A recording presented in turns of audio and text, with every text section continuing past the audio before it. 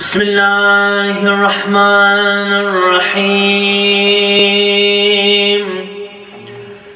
صلى الله عليك يا سيدي ويا مولاي يا رسول الله صلى الله عليك يا سيدي ويا مولاي يا أبا عبد الله طبتم وطابت الأرض التي فيها دفنتم سيدي فيا ليتنا يا ليتنا كنا معكم سادتي فنفوز والله فوزا عظيما.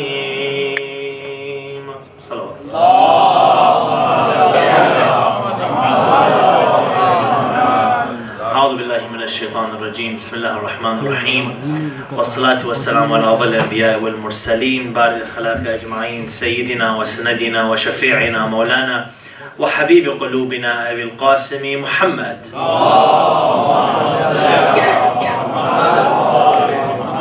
والبيته الطيبين الطاهرين المعصومين الذين اصطفاهم الله أجمعين. أما بعد، فقال الله تعالى في محكم كتابه الكريم وقوله الحق وهو أصدق الصادقين. بسم الله الرحمن الرحيم وإنك لعلى خلق عظيم. صدق الله العلي العظيم. صلوات على محمد وآل محمد.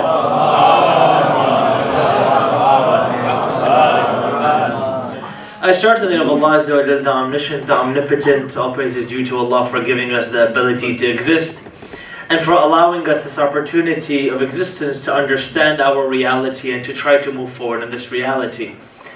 And if there's a way for you and I to move forward and understand the universe and understand ourselves, it's through realizing that the idea and the concept of morality has a lot to do and is perhaps the central theme to the prophetic message and to the message of existence on the world today. For if you ask any Muslim, what is perhaps one of the main themes that the Messenger of Allah has brought to the Arabians, or brought to the Arabian society 1400 years ago, any Muslim will tell you that one of the main central themes is the idea of morality and being a moral human being. As much as the Messenger of Allah came to Arabia to bring forward some sort of understanding of life, to bring forward a theological understanding, to bring forward a scientific understanding, to bring forward some sort of culture and understanding of the universe to the Arabians, perhaps one of his main themes that he had tackled was the idea of morality and being a moral human being. And he therefore states within one of his most profound hadith, he says, إِنَّمَا بُعِثْتُ لِأُتَمِّمَ مَكَارِمَ الْأَخْلَاقِ. I was not sent but to simply perfect the akhlaq of individuals whom I have come to. And the Quran emphasizes this by saying, وَإِنَّكَ لَعَلَى خُلُقٍ عَظِيمٍ, that, O Muhammad, you are at the utmost level of akhlaq and morality. Because the Quran acknowledged and realized that the Messenger of Allah's movement was not simply a superstitious movement, but the movement was very much based on a moral understanding and a moral concept. Arabia was not simply in need of superstitions or cultures, but what Arabia was really in need of was some sort of moral system to bound its understanding. I mean, you had a group of individuals or people who, when a young girl was born, for one reason or another, would dig long holes within the ground and bury the young daughter alive. You had a group of individuals where there was no social system, where if a person wanted to come to trade, there were no rights for a trader in Arabia. Mind you, when the Messenger of Allah Muhammad was about 25, he started the first trader rights within Arabia known as Hilf al-Fudul. It was a pact ensuring the rights of trade for anyone coming into Arabia. Within Arabia, such rights and contracts had never existed. And something like Hilf al-Fudul, which was a moral system guaranteeing the rights of human beings, was something unheard of. Furthermore, the moral things that he really wanted to institute was female rights. Women, for example, in Arabia being human beings. Women not bought and sold on the market. Women not being inherited by the sons of their husbands. Women, for example, not being sold and bought. Rather being human beings with rights and individuality within Arabia. Because pre-Nabi Muhammad and pre-Islam, the woman and the female in Arabia had absolutely no rights. If she was found by another tribe, she was taken as a slave. She was a mere sexual object and nothing more to her. And the Quran furthermore came forward in one profound verse. Allah says, Bismillah ar-Rahman ar-Rahim. وَلَا تُكْرِهُ فَتَيَاتِكُمْ إِلَى الْبِغَاءِ إِنْ أَرَدْنَ تَحَصُّنًا. It's sad because within the Arabian context, things got so bad that many women were forced into rings of prostitution because people realized that a woman could do nothing else. So what they did was force them within rings of prostitution until they actually had a use for them, which was later when the messenger came. They would educate the female, the woman would then be a part of society, she would grow society, she was seen as a wife, as a mother. And later on, the Messenger of Allah Muhammad would come with certain hadith to raise the moral quality of the woman in Arabia. Some hadith was, for example, the Messenger saying in many of his discussions that, O Arabians, if a man sits to converse with his wife for an hour, it's better than a night's ibadah under the dome of the Messenger of Allah in Medina. Sit and discuss with your wife for 1 hour. It's better for you than a night full of ibadah or dry worship. In other ahadith, the Messenger would look at Arabians and say to them what? O Arabians, reflect for 1 hour on your moral state and your society and your situations. 1 hour of reflection is better than 70 years of dry worship. In other ahadith, he would say to them that 1 hour of reflection is better than 1,000 years of dry worship. And there's a reason for this. Because many have an idea that Islam is simply a religion of superstitions and mechanical movements. Mind you, when the Messenger of Allah came to Arabia, a system of worship had already been established within the Arabian community. They had already been praying to their idols. They had already been doing tawaf around the Kaaba. Women had already worn hijab. There were certain things which were already instituted within Arabia. Things they had gotten from the Christians and from the Jews.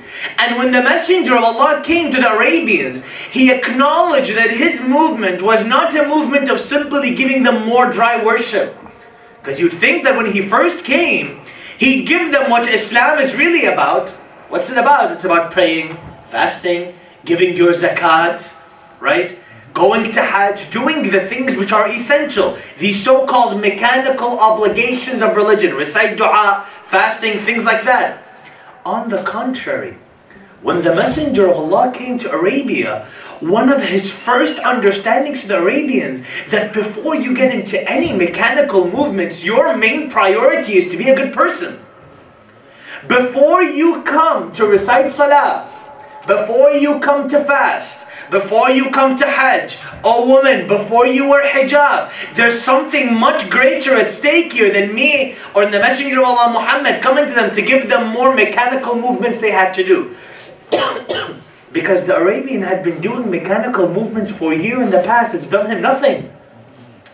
And the Messenger realized that if there's a change that's to be made, then there has to be a focus, not on mechanical movements that existed.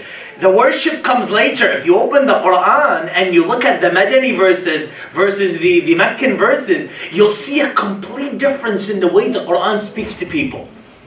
Within the Meccan verses, when he first went to Mecca, you don't find any sort of law-based understandings in those verses. Laws don't exist in those verses.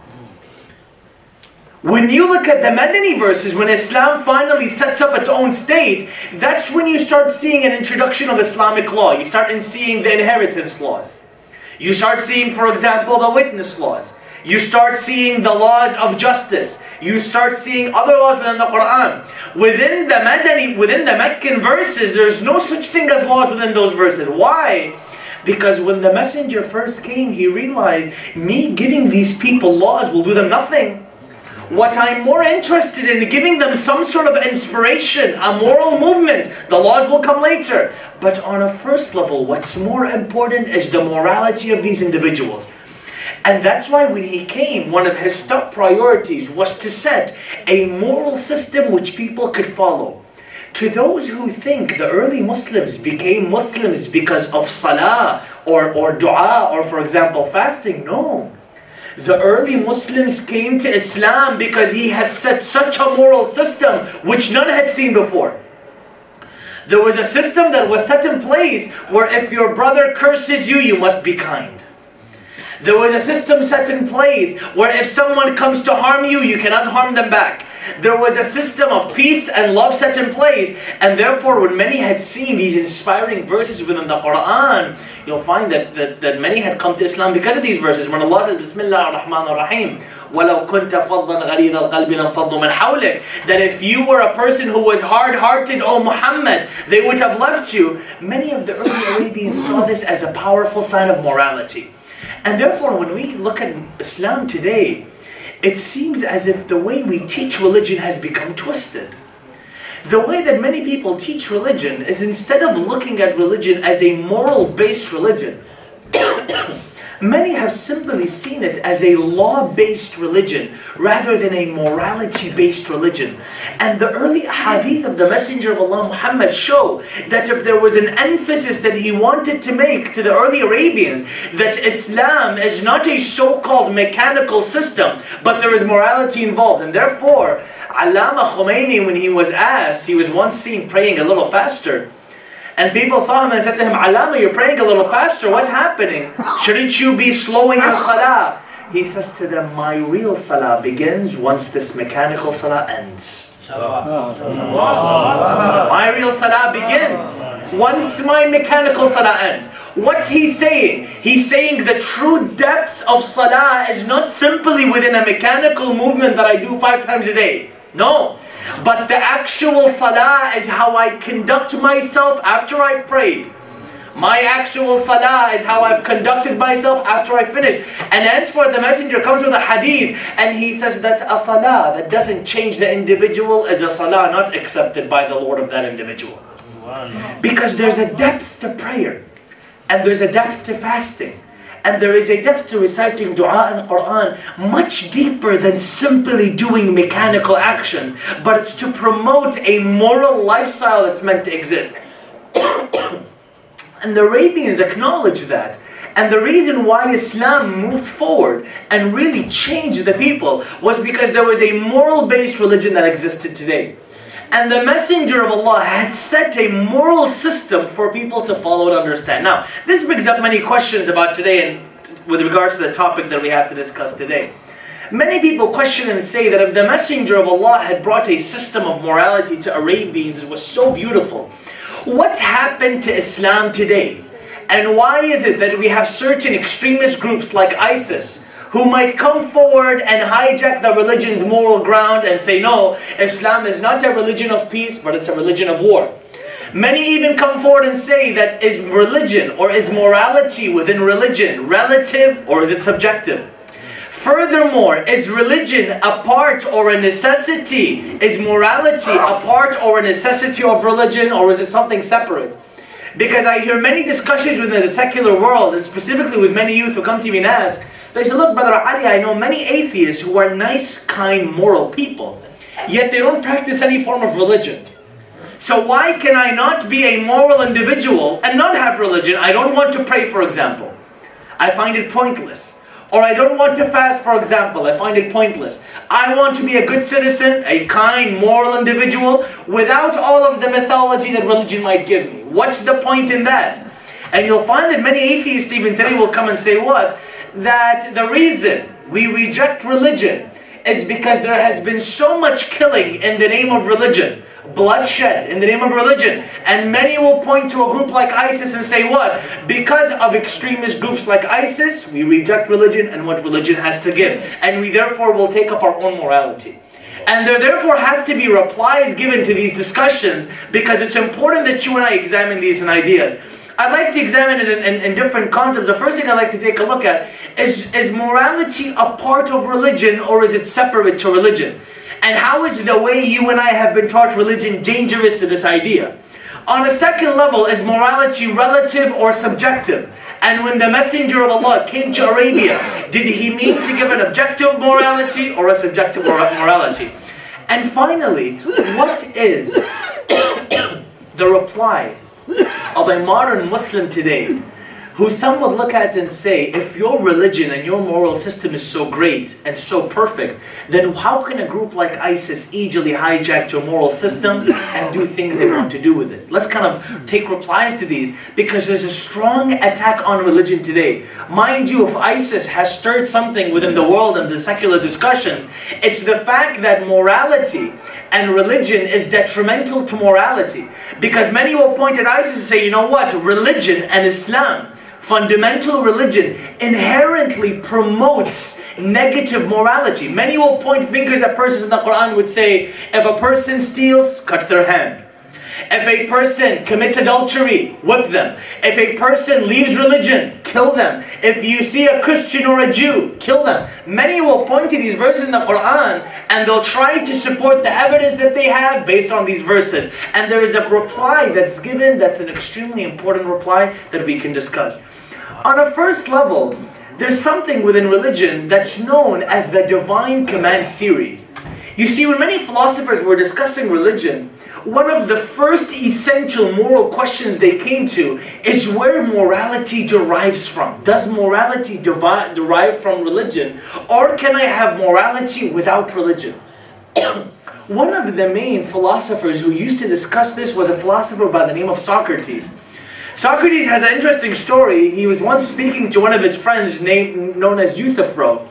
And Euthyphro was going to a temple to pray to the gods. And what Socrates does is he stops Euthyphro and says, Euthyphro, where are you going? He says, I'm going to the temple to pray to the gods. He says, why are you praying to the gods in the temple? He says, well, you know what? The gods in the temple have asked me to pray to them. And because they have asked me to pray to them, it is something that's very good for me.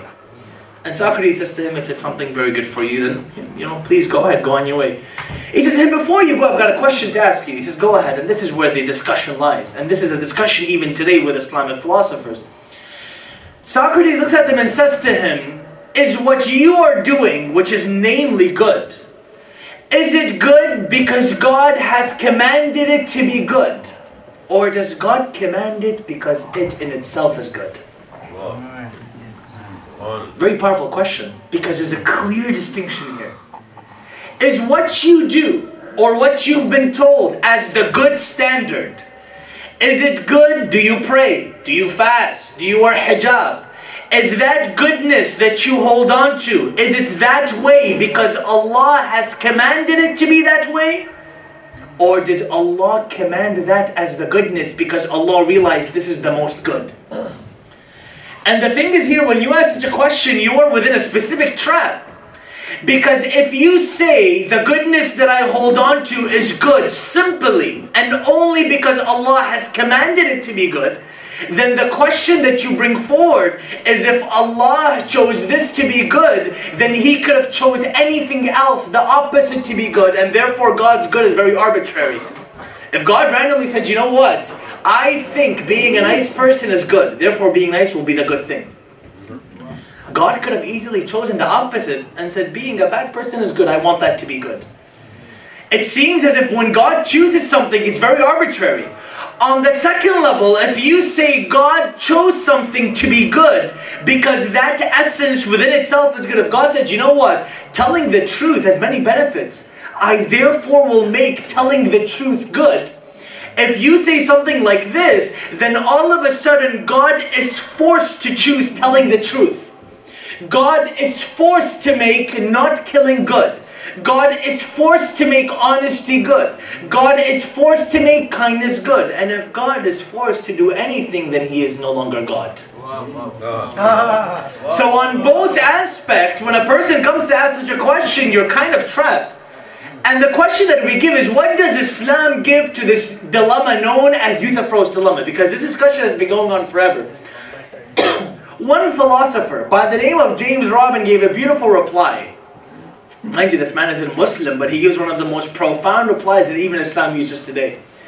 And his reply states that when Allah dictates something, He doesn't dictate it because it's arbitrary. Nor does Allah dictate honesty to be honesty because He has to. But Allah dictates things based on His nature because His nature is that goodness. Meaning, when I come forward and I say this, When I say that the 99 names of Allah are as follows, everything positive is Allah's name. For example, Ar-Rahman, Ar-Rahim, Al-Malik, Al-Qud. Ever ask yourself why these names are Allah's attributes? What's a name used for? A name is used to identify an individual, right? Hence Imam Al-Kalam is known as Al-Kalam because he withheld his anger.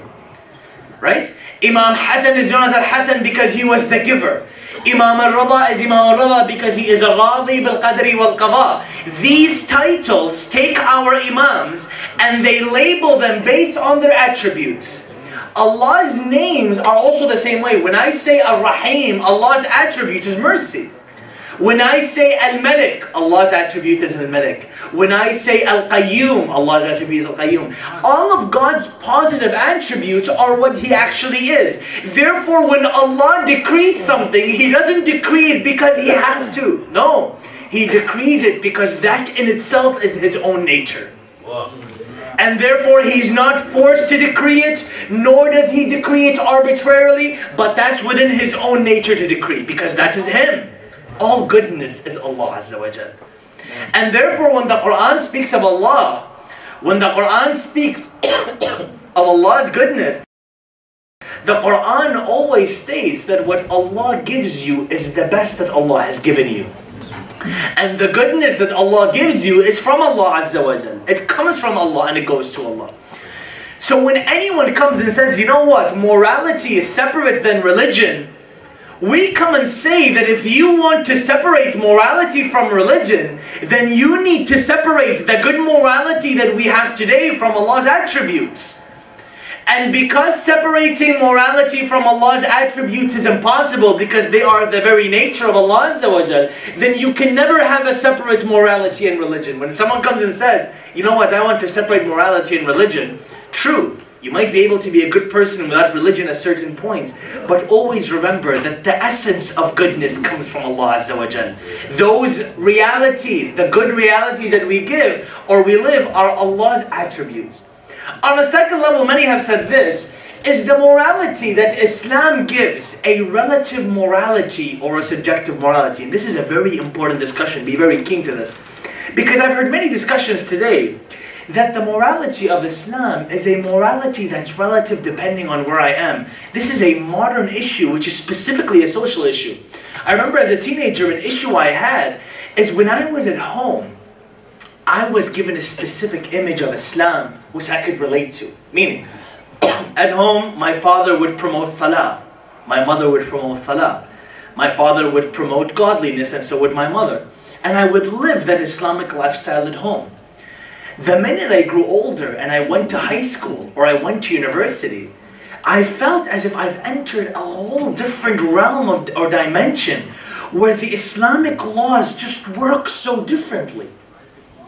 And many young people tell themselves, you know what? It's okay for me to go to school, date, or drink alcohol, or smoke that I shouldn't be smoking, or do that which I shouldn't be doing. Why? Because they literally convince themselves that moral relativism exists. Where I am makes what I do allowed and okay. So if I am with a group of friends who might go to the club, then it's completely okay for me to assimilate to my society.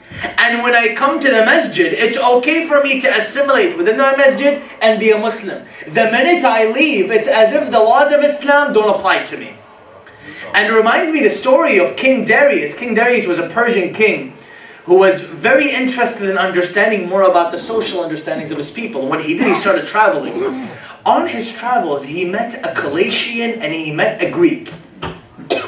Now the Galatians had a habit that when someone would die, what they would do is when that individual would die, they would take the individual and they would eat his body or her body in the belief that if I ate the person, they'd become a part of me and they live through me. The Greeks had a habit that when someone died, what would they do? They would burn their body and torch them. So these two different cultures had two different understandings of what life was about. So King Darius said, you know what, I want to do a specific social experiment with these people to see how culture works. And this is where the moral relativism argument stands from. King Darius looks at the Galatians. He says, you know what? Can I have a proposition for you guys? They say, go ahead. He says, when your next person dies, can you please burn their body instead of eating them? And they looked at him with disgust. How could you? How could you tell us to eat? Or how could you tell us to burn a person's body? That's such a shameful act. We're eating their body. We're honoring them. How could you tell us to burn their bodies?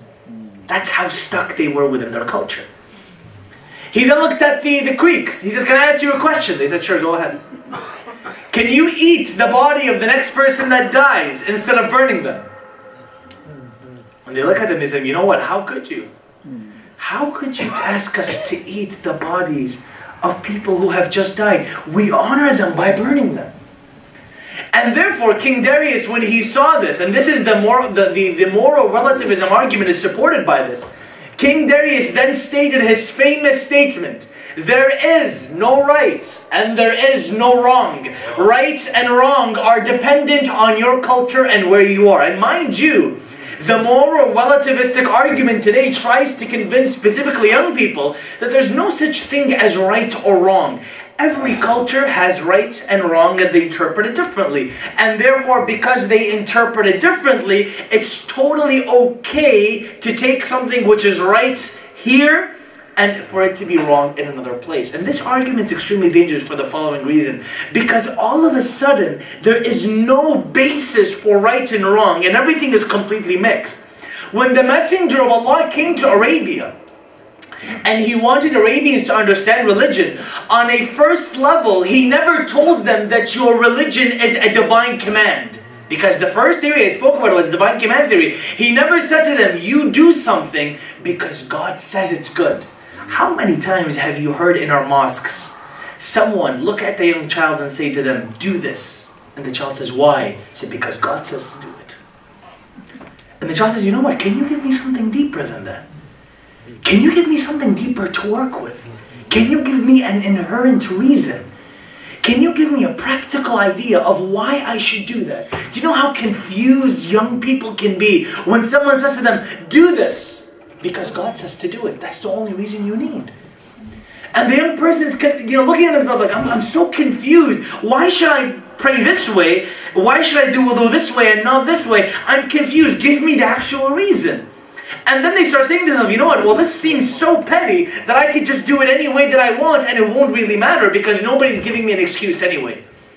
When the messenger came to the Arabians, his approach was not the approach of God says do it and therefore you must do it. He gave them a reasoning for everything they asked for.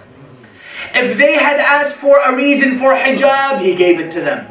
If they had asked for a reason for the soul, he gave it to them. And mind you, it got to such a level that the Quran is filled with verses where people say to the Messenger of Allah, يَسْأَلُونَكَ يَسْأَلُونَكَ يَسْأَلُونَكَ. Wow. They ask you, يَسْأَلُونَكَ عَنِ الرُّوحِ يَسْأَلُونَكَ عَنِ السَّاعَةِ أَيَّانَ مُرْسَاهَا يَسْأَلُونَكَ عَنْ this, يَسْأَلُونَكَ عَنْ that. Because the messenger promoted this concept of questioning the ideology that you're given. If you have an ideology that you want to hold on to, question it because that'll make you stronger understanding it. And therefore, what the moral relativistic argument doesn't understand is that the minute you create no boundaries for right and wrong, all of a sudden what you have is a complete misunderstanding of morals and people start to do what they want to do. Now, this argument is flawed and I'll tell you why. What some people do, take an example of a Hindu in India. This is very interesting.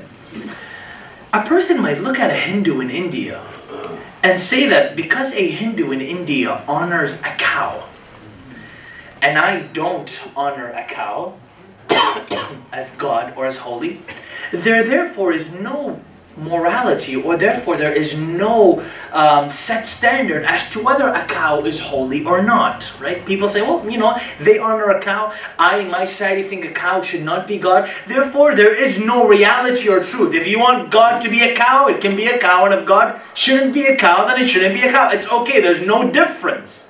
The more relativistic argument makes it seem that what society does is okay. There's no difference in doing this or doing that. Whether you are homosexual within a society or you are not, it doesn't matter because that's what society says to do. Many people simply take it as, it doesn't matter.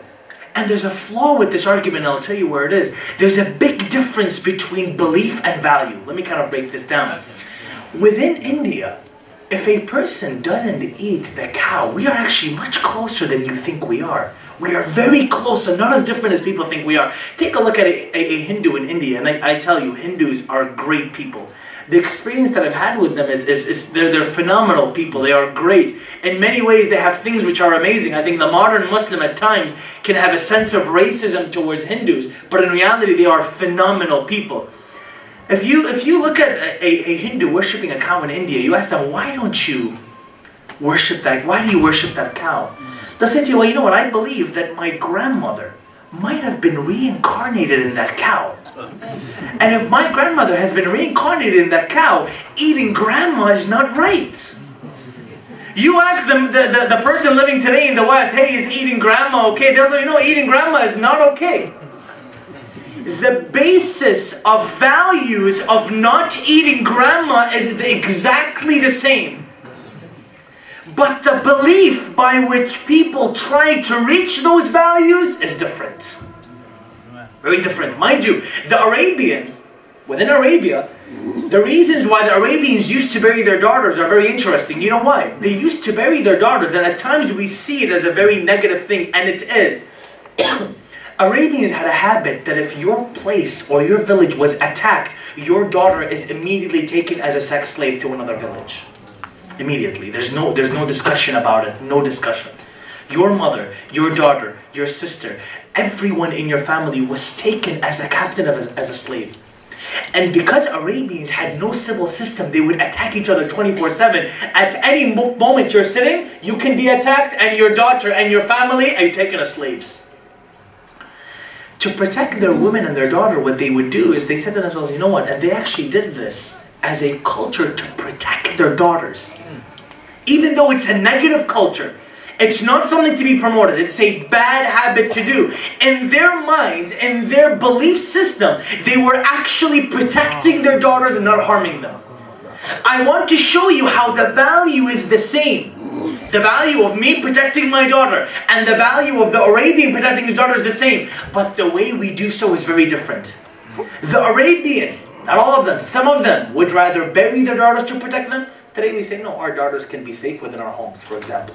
Or within society, or with a police system, right? Why? Even though the value is the same, the belief is different. What we have mixed up is belief and value. All of a sudden, because someone has a belief differently in something, that means they have a different value. No. Other societies do things differently. Does not mean there's no set value system. Within the world today, there is a set system of values. Lying is wrong. Cheating is wrong. Killing is wrong. And therefore, I come to this point which is very important. When a group like ISIS hijacks religion and tries to mold it the way they want to mold it, you and I come and stand and say, no, my religion is not for the taking. What they are doing is wrong. It's wrong completely. Now there's a discussion here, because when we see a group like ISIS hijacking religion, our immediate reaction, not only Muslims, this happens specifically within the greater media, is for me to have a knee-jerk reaction where I immediately clump all of religions together and I say, you know what, because one group is prevalently extremist, because I see a lot of extremism within Islam, therefore all of Islam is bad or wrong. There's a knee-jerk reaction to do that. And what people don't understand is this: religion, brothers and sisters, this is very important. Ever realize why there are many wars started in the name of religion? Ever ask yourself that? Why does so much violence happen in the name of religion? Why do people always choose religion to create violence? Whether it's the Crusades, whether it's ISIS, whether it's other problems that happen in the world. Why do people choose religion? And the answer is that religion is so easy to use because it doesn't exist in a vacuum. The only way religion exists is if you and I interpret it. If you and I do not interpret religion, religion literally does not exist. It lives on the interpretation of humans and people. And therefore, if I am a violent person, I can go to the Quran and dissect and take out every violent verse, and I will use it for my benefit. If I'm a peaceful person, I will go to the Quran. I will find all the peaceful verses and use it to my benefit. If I'm a feminist, I can go to the Quran and find all the feminist verses to support my stance. Mind you, I have even seen it where homosexuals have gone to the Quran and tried to find evidence for their beliefs from the Quran. Whatever stance you have, the way it can be done is, we see this in history, people go to the Quran and try to support their claims from the Quran naively. It happens all the time. And what the general public doesn't realize is religion does not exist in a vacuum. Religion exists to be interpreted by people. If this religion is misinterpreted, then that happens. Mind you, there's this knee-jerk reaction within the media that the minute something happens that's negative from a group, I immediately generalize the full group. Mind you, if you've ever read Hitler's Mein Kampf, and you read what he says in that book about his killing of the Jews, you know what he says? He says, I am doing the Lord's work. How many Jews had died? Maybe 6 million, 5 million? Does anybody ever say, there's a problem with Christianity, even though Hitler was representing Christianity? Hiroshima and Nagasaki. When bombs were dropped on those two areas, science at the time had a huge role to play in that movement.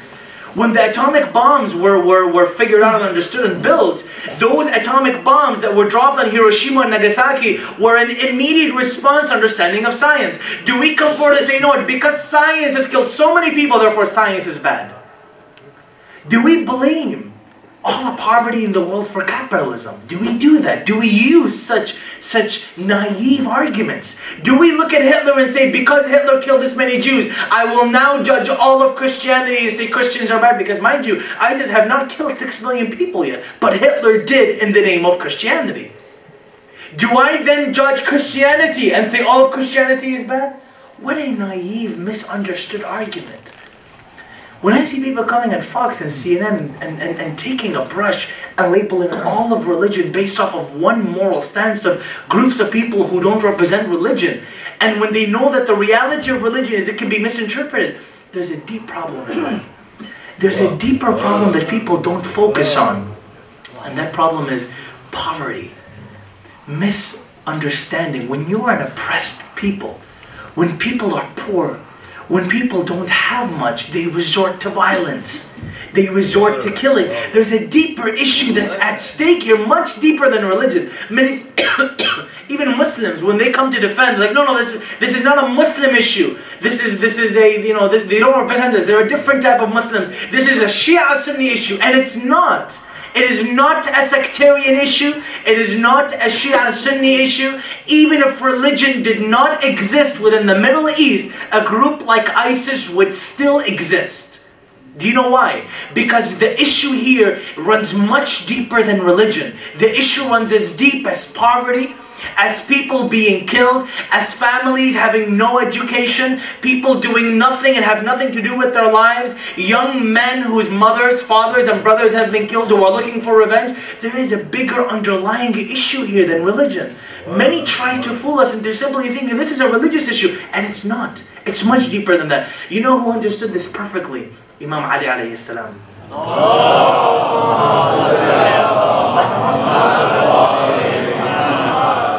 Imam Ali alayhi salam understood that when there is a fight or a war with the Khawarij, and people hate me for that war, it's not because they hate me because of my ideology, but they hate me because there's something much deeper.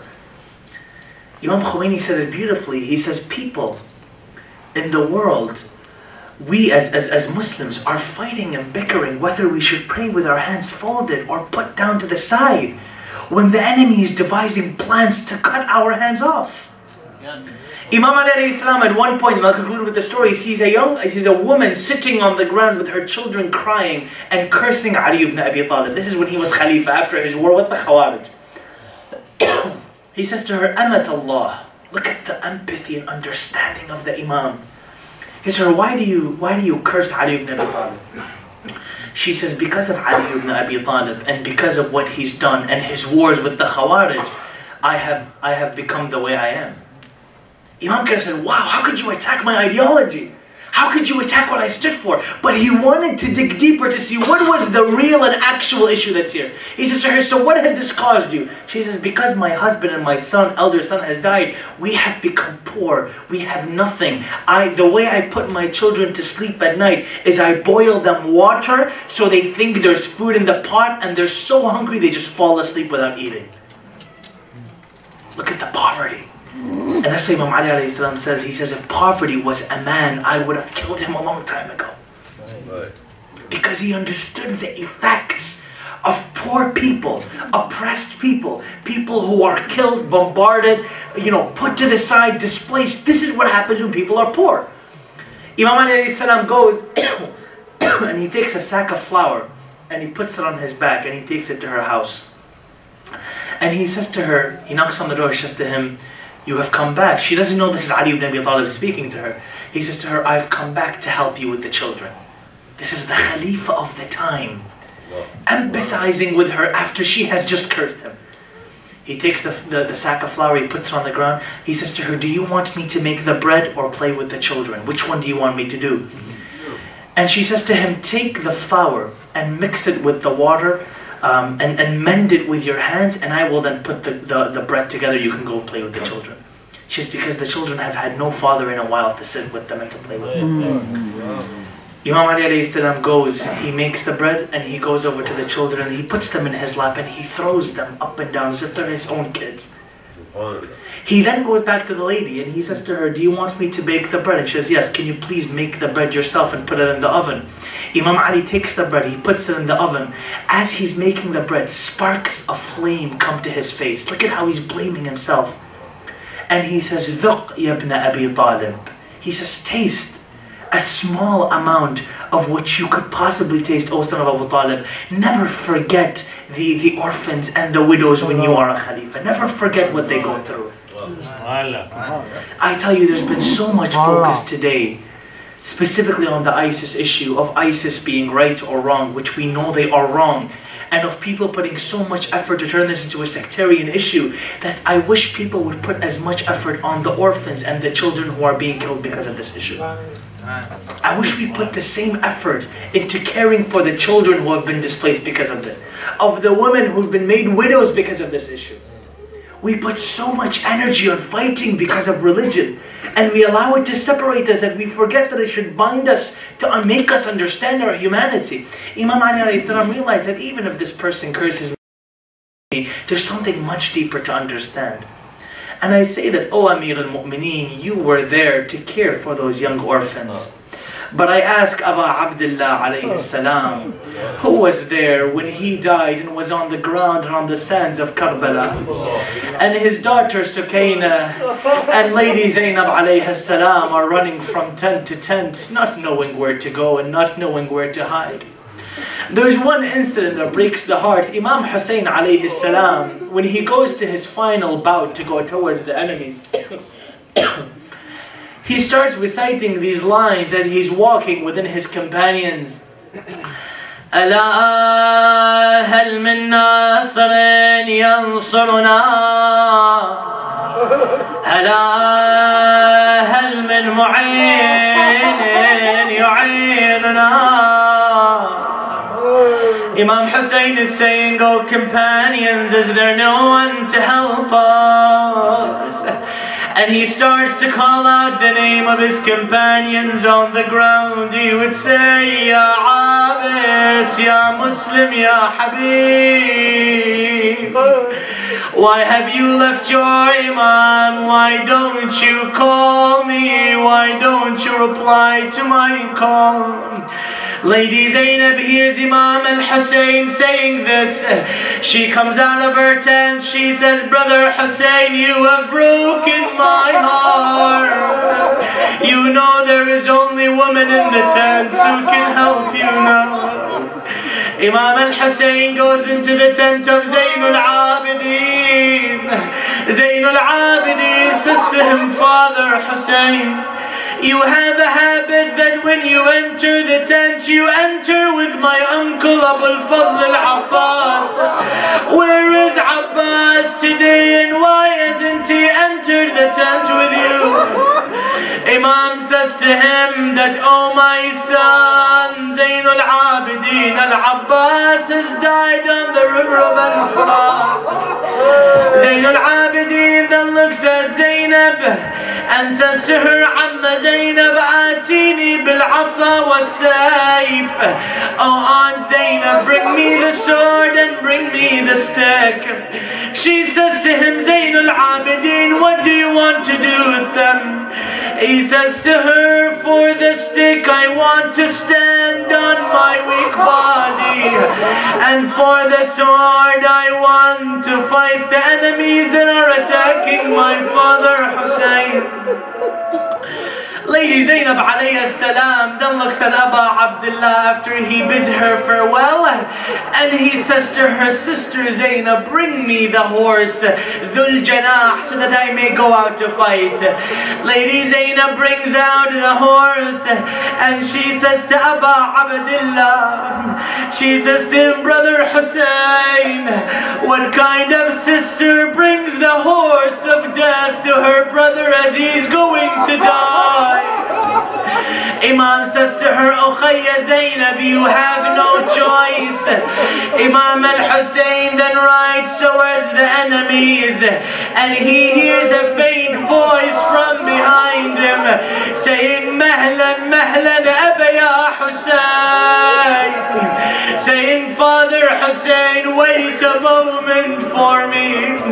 He looks back and it's young Sukaina following him.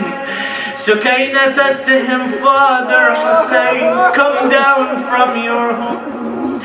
Imam al-Hussein comes down from his horse. She says to him, Father Hussein, sit on the ground. Aba Abdullah sits on the ground. She then says to him, Father Hussein, sit me in your lap. He sits her in his lap. She then takes his hand and puts it over her head, and she says, Father Hussein, rub on my head the way you would do to an orphan when the father died. And Aba Abdullah rubs on the head of Sukaina. He hugs his young child and they both start to cry. Oh Imam Hussein, if you were to cry for Sukaina then what would you do when you see Shimmer pulling the earrings off of her ears? What would you do when you see him striking her on her back? Later on, when Lady Zainab alayhi salam and the rest of the women were put by Yazid in a small destroyed building with no roof, Sukaina goes to sleep and she wakes up crying, saying, Amma Zainab, where is my father Hussein? Lady Zainab says to her, Bunayya Sukaina, your father is on a long travel. Yazid hears the fuss of Sukaina. He says to them, why does the child cry? They say to him, she wants the head of her father Hussein. They take a plate and they put the head of Aba Abdullah on that plate, and they cover the head with a small cloth. They bring that plate to Sukaina. Sukaina looks at Lady Zainab. She says, Aunt Zainab, I'm not thirsty and I'm not hungry. Why did they bring me food? She says to her, Bunayya Sukaina, they did not bring you food. She then removes the cover from the head and she sees the bloodied head of her father, Aba Abdullah. She then sees Imam al-Hussein and she says to him, Aba Hussein, man alladhi qata'a waridak? She says, Father Hussein, tell me who has severed your throat. She says, Ya Hussein, من الذي أيتمني على صغر Sunni? Father Hussein, who's made me orphaned as a young child. She throws herself on the head of her father and she stops moving for a while. Imam Zain al-Abidin looks at his Aunt Zainab. He says, Aunt Zainab, move Sukaina from the head of my father, for she has died. Later, when one lady was brought to wash the body of Sukaina, and this really breaks the heart, she looks at Lady Zainab and she says to her, oh sister, I refuse to wash the body of this young girl. Lady Zainab, sister, why do you refuse to wash the body? She says there are black marks on her back. I fear that she might have been ill. I fear she might have had some sort of a disease. Lady Zainab starts to cry. She says, Ukhayya, sister, those are not marks of a disease. Those are the marks of the whips of Shimr and Umar ibn Sa'd. أيوة حسينا أيوة مظلومة.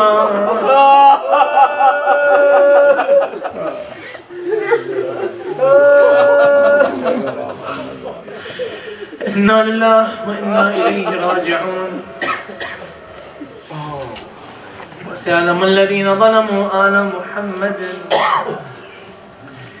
أي منقلب ينقلبون والعاقبة للمتقين. يا الله, oh Allah, we ask you to heal all of our sick ones. Ya Allah, oh Allah, we ask you to keep us among the followers of Muhammad wa Ali Muhammad.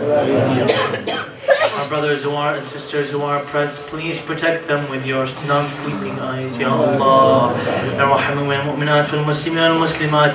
نقرأ جميعا سورة المباركة الفاتحة تسبقها صلوات.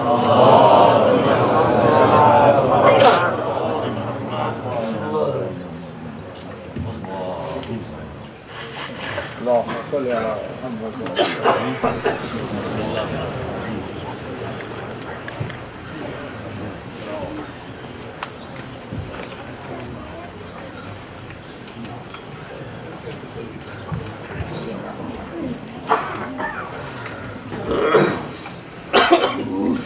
أعوذ بالله السميع العليم من الشيطان اللعين الرجيم.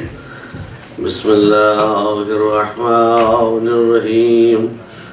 الحمد لله رب العالمين الذي خلق ما يشاء ويحكم ما يريد. هو العليم اللطيف الخبير وليس له شريك ولا مثيل ولا نظير وهو على كل شيء قدير. والصلاة والسلام على أشرف الأنبياء والمرسلين ورحمة للعالمين سيدنا ومولانا أبي القاسم محمد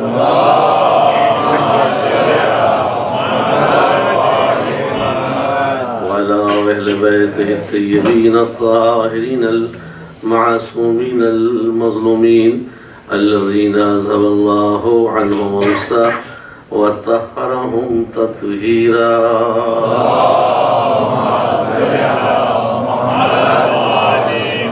أما بعد فقد قال الله الحكيم في كتابه الكريم. بسم الله الرحمن الرحيم. وجعلناهم أئمة يهدون بأمرنا لما صبروا وكانوا بآياتنا يوقنون. صلوات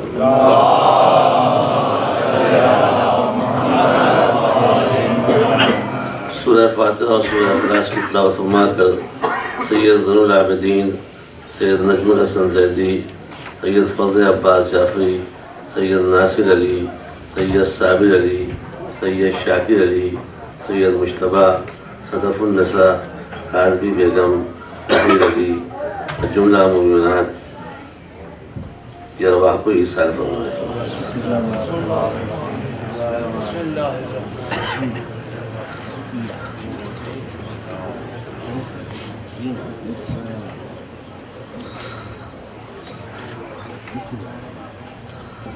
قل هو الله احد الله الصمد لم يلد ولم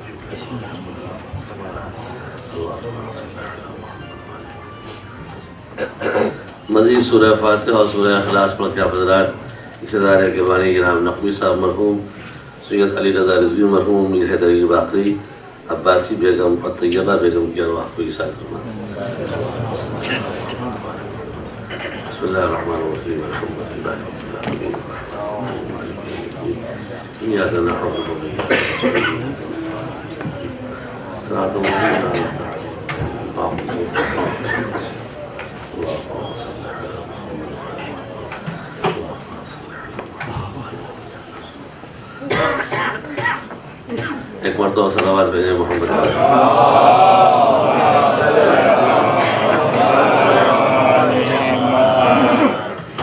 اسلام کے نظام ہدایت کے ذیل میں کچھ باتیں آپ کے سامنے عرض کی گئی تھیں اور آج اسے تھوڑے سے وقت میں تمام بھی کرنا ہے۔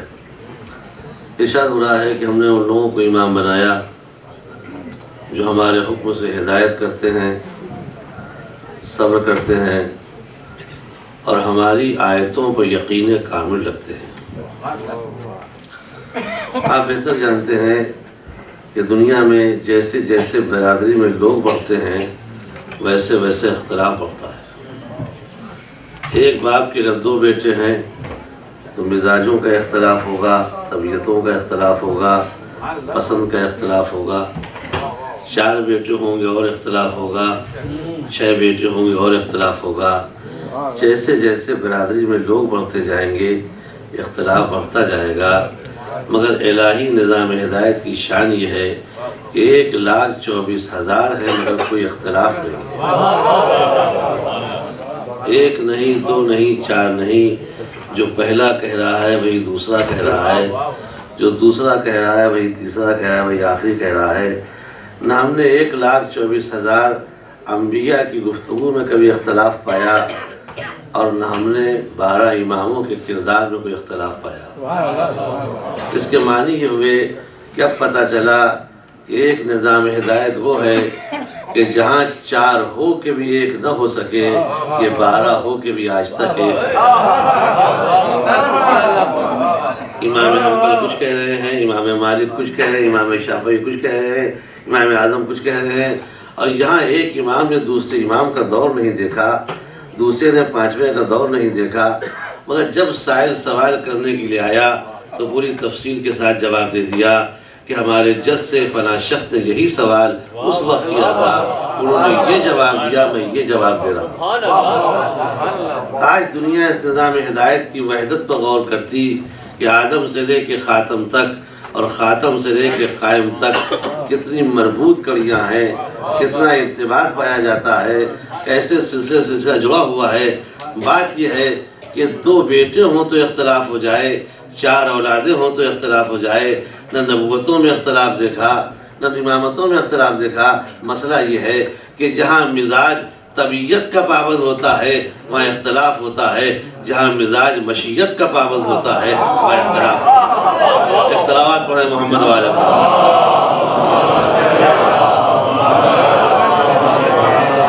یہ نظام ہدایت اتنا اہم ترین نظام تھا اور ہدایت اتنی امپورٹنٹ دعا تھی کہ پروردگار عالم نے اپنے قرآن حکیم کے سورہ حمد میں سب سے پہلے یہی دعا کرائی۔ بچے بہتر جانتے ہیں، اہدنا الصراط المستقیم، اے پروردگار مجھے صراط مستقیم کی ہدایت دے یا قائم رکھ۔ جب عالم اسلام کی کتابوں کا آپ مطالعہ کریں گے تو آپ کو اندازہ ہوگا کہ آج مسلمانوں میں 3 فرقے ایسے جو ریکگنائزڈ ہیں۔ ایک فرقہ دیوبندیوں کا ہے، ایک فرقہ بریلیوں کا، ایک فرقہ ہمارا ہے۔ دیوبندیوں کا ترجمہ یہ پایا جاتا ہے کہ پروردگار ہم کو صراط مستقیم دکھا۔ اشرف علی تھانوی فرماتے ہیں کہ اہدنا الصراط المستقیم، ہم کو صراط مستقیم دکھا۔ اور بریلویوں کا ترجمہ یہ ہے پروردگار ہم کو صراط مستقیم پہ چلا، اور ہمارا ترجمہ یہ ہے کہ ہم کو صراط مستقیم پر باقی رکھ۔ تو اس کے معنی یہ ہوئے کہ جہاں دکھا کہا گیا، جہاں چلا کہا گیا، وہاں بھی یقین کی منزل نہیں ہے۔ وہ دیکھنے کی جستجو کر رہے ہیں، وہ چلنے کی آرزو کر رہے ہیں۔ ہماری سمجھ میں نہ آیا کہ ذولا شیرہ سے لے کے غدیر تک رسول صراط مستقیم دکھاتے رہے، نہ دکھائی دیا نہ چل سکے۔ کاش تو اس ترجمے پہ آپ نے غور کیا ہوتا۔ اب میں بات کو واضح کر دوں، آپ بہتر جانتے ہیں۔ اسی لیے ہمارے یہاں اگر نماز میں سورہ فاتحہ نہ پڑھا جائے تو نماز نہیں۔ دوسرے سورے کی اجازت آپ کو دی گئی ہے، اتنا اہم سورہ اور جس میں ہدایت کی دعا۔ اور آج جب عالم اسلام میں سورے کی تلاوت ہوتی ہے تو ہمارے یہاں جب پیش نماز سورہ حمد ختم کرتا ہے تو پیچھے سے کیا کہتے ہیں؟ الحمدللہ۔ اور کعبے کی آواز سنی ہوگی آپ جب وہاں امام ختم کرتے ہیں تو آمین کہتے ہیں۔ ایک نئے رخ سے کر رہا ہوں، شاید بات قابل توجہ ہو جائے۔ میں نے غور کیا بھائی، جب سورہ حمد ختم ہوا تم نے کہا الحمدللہ، الحمدللہ سے شروع ہوا تو الحمدللہ میں ختم کر دیا۔ اور جب وہاں شروع ہوا غیر المغضوب علیہم ولا الضالین تو پیچھے سے آواز آمین۔ پہلا مسئلہ تو یہ ہے کہ نماز میں قرآن کے علاوہ کسی فقرے کو شامل کرنا جائز ہے کہ نہیں؟ الحمدللہ تو آیت کا ٹکڑا ہے بھائی، سورہ کا ٹکڑا ہے، اس پہ کیا مذائقہ ہے؟ یا جس کی اجازت دی گئی ہو تو اب کہیں کہا گیا الحمدللہ اور کہیں کہا گیا آمین۔ ایک باپ کے دو بیٹے امتحان میں بیٹھے، ایک بڑا ذہین، بڑا بریلینٹ، ہر سال ٹاپ کرتا تھا، فرسٹ کلاس فرسٹ میرٹ میں اس کا نام آ گیا۔ میں نے کہا سنا ماشاءاللہ آپ کے بچے نے ٹاپ کیا ہے انٹرمیڈیٹ میں؟ کہ ہاں مولانا۔ میں نے کہا الحمدللہ۔ میں نے کہا دوسرا جو کمزور تھا اس کا کیا ہوا؟ کہا کیا بتائیں، اس کا ایک پیپر میں بیک آ گیا ہے، سپلیمنٹری آ گیا ہے، دعا کیجئے بیٹھ رہا ہے پاس ہو جائے۔ ہم نے کہا آمین۔ جس بیٹے کے واسطے انہوں نے کہا اس نے ٹاپ کیا، اگر وہاں ہم کہتے آمین تو ناراض ہو جاتے۔ آپ کو شکر خدا ادا کرنا چاہیے، آمین کیوں کہے ہیں؟ اور جہاں یہ کہا دعا کیجئے وہ کامیاب ہو جائے، ہم نے کہا آمین۔ اب پتا چلا جو سورہ حمد پڑھنے کے بعد الحمدللہ کہہ رہے ہیں وہ منزل تک پہنچ چکے ہیں، اور جو آج تک آمین کہہ رہے ہیں ابھی تک تلاش میں ہے کہ صراط مستقیم کا ایک صلوات پڑھیں محمد والے۔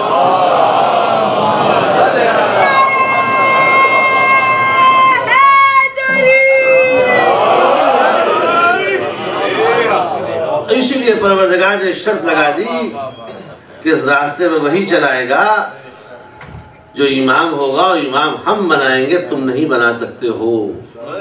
صادق آل محمد امام جعفر صادق علیہ السلام۔ دیکھیے رہبری کا معاملہ اور قیادت کا معاملہ اتنا نازک ہوتا ہے، تفصیل کا موقع نہیں ہے۔ ایک مجلس میں قیاس کروں کہ اگر رہبر غلط نکل گیا تو عوام پر اس کا غلط اثر پڑے گا، اگر سربراہ صحیح ہے تو عوام بھی صحیح ہے۔ ایک مثال دیتا کہ بچے اس نقطے کو پہچانے۔ ایک صاحب سیریا تشریف لے گئے، وہاں ایک شہر ہے حلب، ماشاءاللہ گئے ہوں گے آپ۔ جیسے ہی حلب گئے تو انہوں نے کیا دیکھا کہ حلب میں ایک مؤذن اذان دے رہا ہے اور وہ کہہ رہا ہے یا اہل الحلب اللہ اکبر، اے حلب والو اللہ بڑا ہے، یا اہل الحلب اللہ اکبر، اے شہر والو اللہ بڑا ہے۔ اس نے بھائی اذان تو اللہ اکبر ہے اور اللہ سب کے لیے بڑا ہے، یہ کون سا طریقہ ہے کہ اے حلب والو اللہ بڑا ہے؟ اس نے کہا یہ وہ غریب مؤذن ہے، اس کو اذان کی تمیز نہیں ہے۔ ابھی مسجد میں پیش نماز صاحب آتے ہیں، اس سے میں شکایت کرتا ہوں کہ آپ نے کس کو مؤذن رکھا ہے۔ اب جو پیش نماز آئے صاحب آئے تو دیکھا بڑی جلدی جلدی میں آئے وہ، اور ان کا ایک پیر نجس ہو گیا تھا، انہوں نے ایک پیر محراب سے باہر رکھا، ایک پیر اندر رکھ کے نماز پڑھنا شروع کر دی۔ ہم تو سوچ رہے تھے کہ مؤذن کی شکایت پیش نماز سے کریں گے، ان کا حال اس سے بدتر ہے۔ اب کیا کریں بھائی؟ کہ چلتے ہیں قاضی شہر کے پاس جس نے دونوں کو اپائنٹ کیا ہے، دونوں کو معین کیا، ان سے جلدی شکایت کرتے ہیں۔ اس مرکزی مسجد کا مؤذن ایسا جس کو اذان کا سلیقہ نہیں، اور ایسا امام جماعت جس کو نماز پڑھانے کی تمیز نہیں، قبلے سے منحرف ہو کے نماز پڑھا دی، یہ کیا مذاق بنا رکھا ہے۔ اب جو پہنچا قاضی شہر کے پاس تو اس نے کیا دیکھا، قاضی صاحب ایک ہاتھ میں قرآن لیے ہوئے ہیں اور ایک ہاتھ میں شراب کا بوتل لیے ہوئے ہیں، اب پی پی کہتے ہیں قسم قرآن کی یہ شراب ہے، قسم قرآن کی یہ شراب ہے۔ جس شہر کا مؤذن ایسا ہو، وہاں کا امام ایسا، وہاں کے قاضی کا بھی یاد ہے۔ اب بیچارہ کیا کرے، وہ پریشان ہو کے گیا کہ چلے شکایت کہیں کریں تو کس سے کریں۔ اس زمانے میں شہروں کے گورنر ہوا کرتے تھے، وہ پہنچا شہر کے گورنر کے پاس کہ درخواست لے کے آیا ہوں۔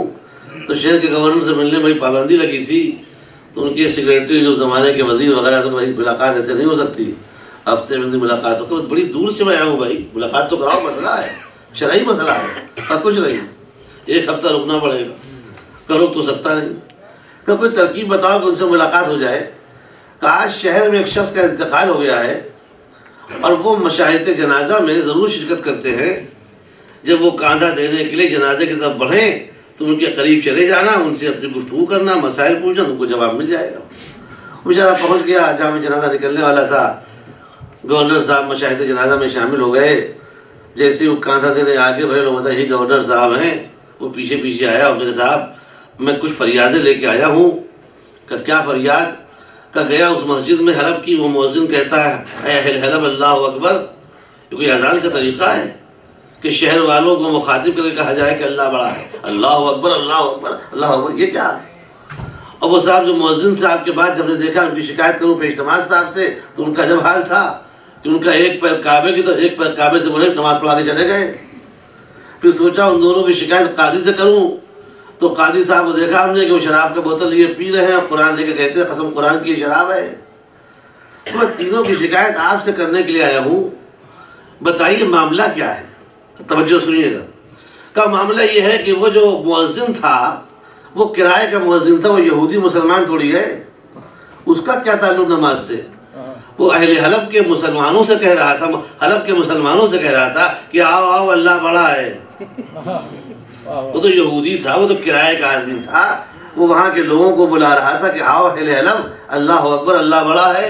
اچھا، کہ وہ جو نماز پڑھانے آئے ایک پیر محراب کی طرف ایک پیر باہر، کا بات یہ ہے کہ جب وہ آ رہے تھے تو ان کا ایک پیر نجس ہو گیا تھا، تو ایک پیر باہر رکھا ایک اندر کا، نماز پڑھا دی۔ اچھا نماز پڑھا دی؟ کہاں پڑھا دی نماز؟ اچھا وہ قاضی شہر جو شراب کی بوتل میں شراب پی پی کے کہہ رہا تھا کہ قرآن کی قسم قرآن کی شراب ہے، کا معاملہ یہ ہے کہ اس کو ایک فیصلہ سنانا تھا کہ جو مجرم پکڑ کے لایا گیا ہے وہ واقعی شراب پیے تھا یا نہیں، تو وہ ٹیسٹ لے کے دیکھ رہا تھا کہ واقعی وہ شراب ہے کہ نہیں۔ اچھا یہ بتائیے، توجہ کہ یہ بتائیے کہ جس کو بیچارے لوگ کاندھے پہ لیے چلے جا رہے ہیں، یہ تو بار بار چادر اٹھا کے کہہ رہا ہے میں زندہ ہوں، اور لوگ کیوں کاندھا دے رہے ہیں؟ کہ کہنے والا زندہ ہوں ایک ہے اور کاندھا دینے والے بہت سے ہیں۔ وہ اس نے سمجھ لیا جس شہر کا گورنر ایسا ہو وہاں کا پیش نماز بھی ایسا ہوگا، مؤذن بھی ایسا ہوگا۔ اسی لیے اسلام نے دین کی رہبری میں عصمت کی شرط لگا دی تاکہ گناہ نیچے نہ آنے پائے۔ ایک صلوات پڑھیں محمد والے۔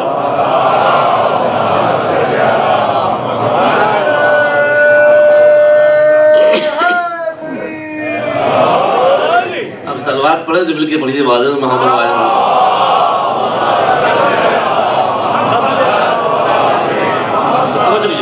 تو اسلام میں دین کے قائد کے لیے چاہے نبی ہو چاہے وہاں، اس کے واسطے شرط ہے عصمت، اسی کو سمجھانا ہے تاکہ بات مکمل ہو جائے۔ عصمت کہتے ہیں ایک شرف کو، ایک عہدے کو جو اللہ بندوں کو عطا کرتا ہے، اور اس کو سمجھنے کے لیے ایک لفظ کو واضح کر دوں۔ ایک لفظ آپ نے سنا ہوگا عدالت، سنا ہے نا، جسٹس۔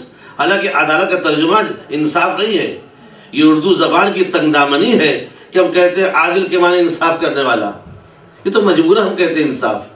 انصاف کے معنی ایک چیز کو دو برابر برابر حصوں میں بانٹنا، یہ انصاف۔ نصف نصف، $100 آپ نے دیا بڑے بیٹے کو، بیٹا دونوں بھائی بانٹ لینا، 50 اس نے 50 اسے لیے، بٹ گیا، یہ ہو گیا انصاف۔ لیکن باپ کا انتقال ہو گیا، ایک بیٹی ایک بیٹا چھوڑ کے مرا، اب میراث بٹے گی، کیا انصاف ہوگا؟ کا انصاف نہ ہوگا، عدل ہوگا، تو فرق کیا ہوا؟ ایک چیز کو دو برابر حصوں میں بانٹنا انصاف ہے، اور جس کا جو حق ہے وہ دے دیا جائے، یہی عدل ہے۔ اسلام دین انصاف ہے، اسلام دین عدل ہے، عدل۔ اس لیے آقا حکیم نے اپنے ولیہ میں اس بحث کو اٹھایا ہے کہ معصوم کی عدالت اور ہے اور بندوں کی عدالت اور ہے۔ پیش نماز کو عادل ہونا چاہیے، کیا معصوم ہونا چاہیے؟ پیش نماز کو عادل ہونا چاہیے، اس کے معنی یہ ہے کہ کوئی واجب اس سے چھوٹنے نہ پائے اور کسی حرام پہ عمل کرنے نہ پائے۔ پیش نماز کی عدالت یہ ہے، معصوم نہیں ہوتا وہ، کوئی واجب چھوٹتا نہیں کہ حرام عمل کرتا نہیں، یہ ہے عدالت۔ قسم آپ مسجد آتے تھے، کیوں نہیں آتے؟ آسان بہانہ، ہم ان کو عادل نہیں سمجھتے، یہ انٹرنیشنل جواب ہے، میں ان کو عادل نہیں سمجھتا۔ گھر پہنچے، پتہ چلا دادا کا انتقال ہو گیا، ارے کون نماز جنازہ پڑھائے گا؟ ان کو فون کر دیے، مولانا کہیں جائے نہیں، آپ تو ان کو عادل سمجھتے، کیوں نماز پڑھوا رہے ہیں؟ اب پتہ چلا کبھی کبھی کچھ موت اتنی بابرکت ہوتی ہے جو غیر عادل کو عادل بنا دیتی ہے۔ ایک صلوات پڑھیں محمد والے۔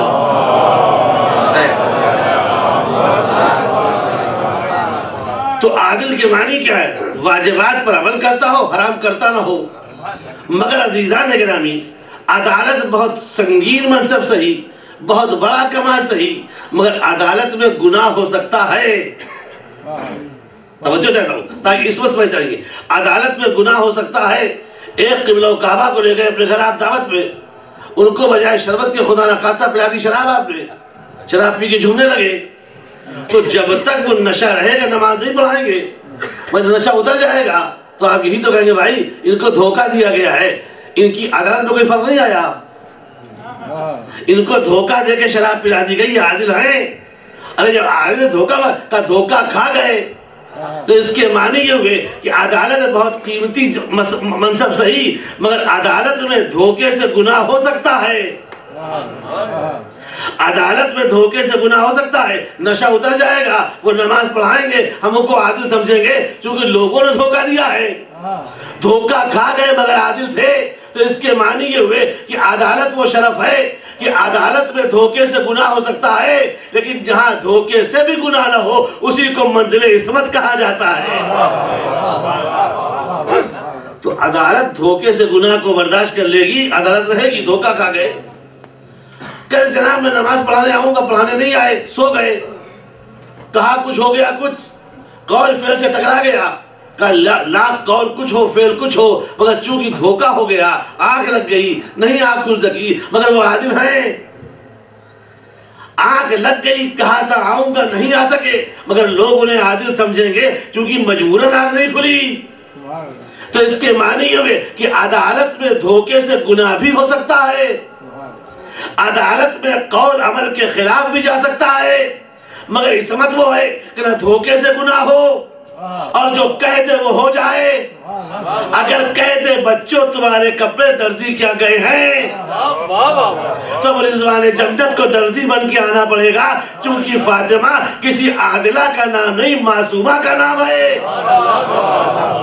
فاطمہ جو کہہ دے گی وہ ہو جائے گا۔ اس کے معنی یہ ہوئے کہ عدالت کی منزل اور ہے اور عصمت و طہارت کی منزل اور ہے۔ ایک صلوات پڑھیں محمد والے۔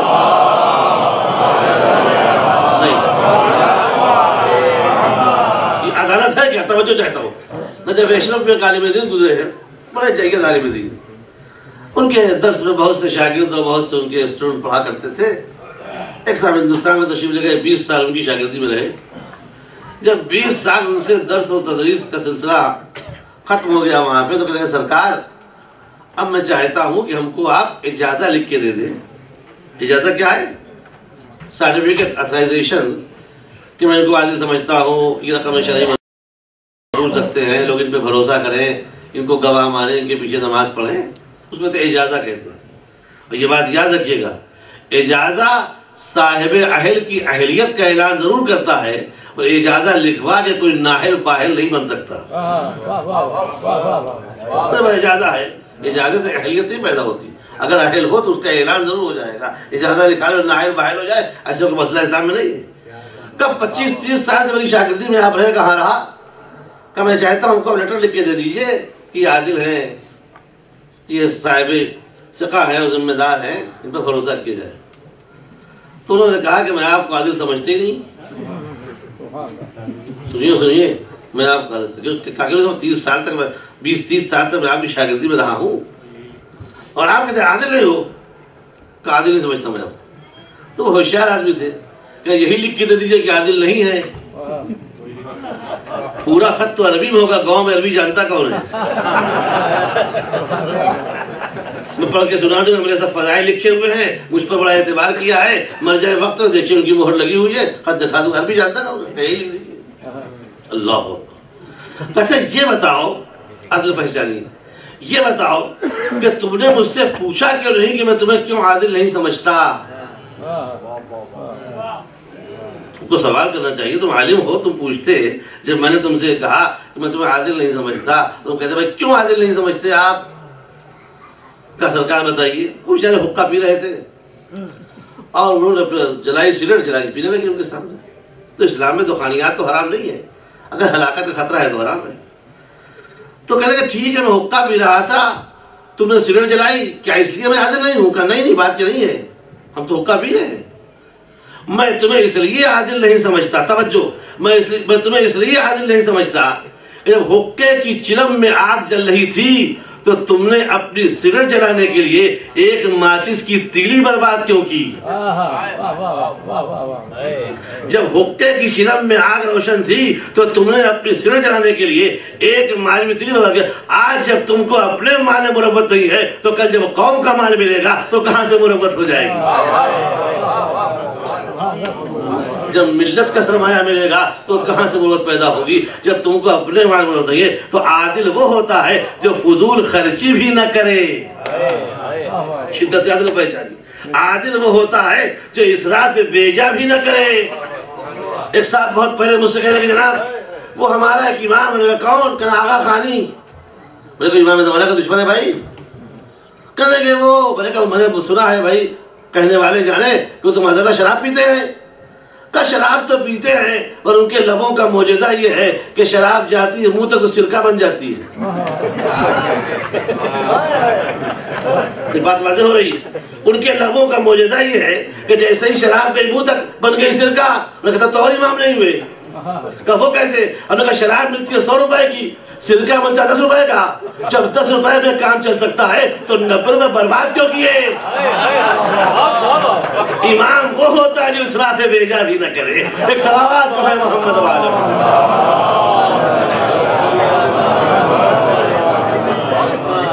یہ ہے عدل. اسلام کے نظام عدل کی شدت پہچانی ہے تب عصمت سمجھ میں آئے گی کہ اللہ جن کو صاحب عصمت بناتا ہے وہ کس درجے پر فائد ہوتا ہے.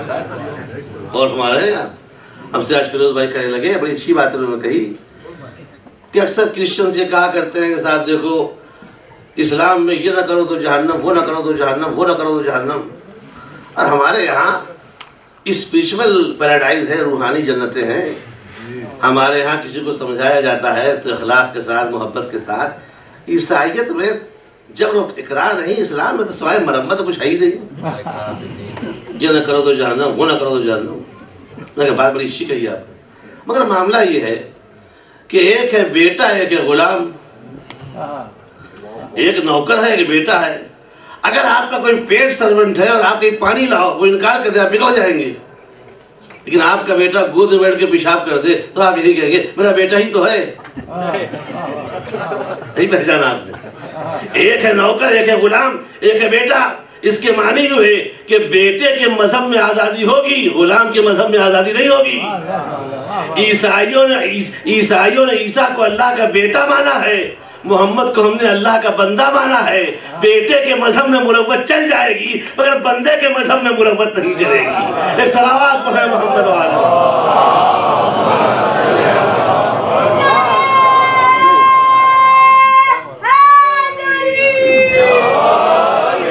بندہ ہو کے بھی اللہ کی بارگاہ میں لرز رہا ہے، پروردگار میرے سجدے قبول ہوئے، تاکہ اندازہ ہو کہ جہاں نوکری ہوتی ہے غلامی کی حد تک، عبدیت کی حد تک، اس کا انداز اور ہوتا ہے. اور جب باپ بیٹے کی محبت ہوتی ہے، اس کا عیسیٰ کو اللہ کے بیٹا ہے اس لیے مانا تاکہ بیٹے کی محبت کو جو چاہے کہہ دے. محمد باکمال ہو کے بھی بندہ پروردگار ہے، پروردگار کے بیٹے نہیں ہیں. ایک صلوات پڑھیں محمد والے میں کہہ رہے ہیں.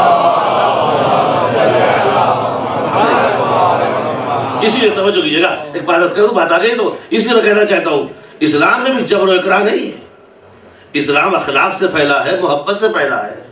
جو اسلام بدنام ہوا ہے ملوکیت کی تلواروں کی وجہ سے، وہ اسلام ہمارا اسلام نہیں ہے۔ اسلام نے اخلاق اور محبت کی تعلیم دی ہے۔ اور ایک جملہ میں کہتا ہوں، ہمارے مولانا علی نجف صاحب کل اچھی باتیں کہہ رہے تھے میرکلز کے بارے میں، معجزات کے بارے میں، بچوں نے سوال بھی کیا تھا۔ دیکھیے معجزہ ہوتا ہے نبوت کے منصب کو ثابت کرنے کے لیے، ہم نبی ہیں، ہم کو مانو ورنہ معجزے سے مانو، اور جن کو نہیں ماننا تو وہ معجزے سے مانے نہیں، جن کو ماننا تو وہ مان گئے۔ تو معجزہ جس سے عقل انسانی عاجز آ جائے، ہر نبی نے تقریباً اپنے دور کے اعتبار سے معجزہ دکھایا۔ توجہ کیجیے گا، جملہ ذرا ہے نا، مستقل موضوع ہے۔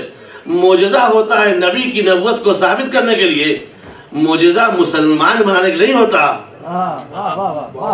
رسول نے اگر کسی کو مسلمان بنایا ہے تو معجزہ نہیں، اپنے کردار سے۔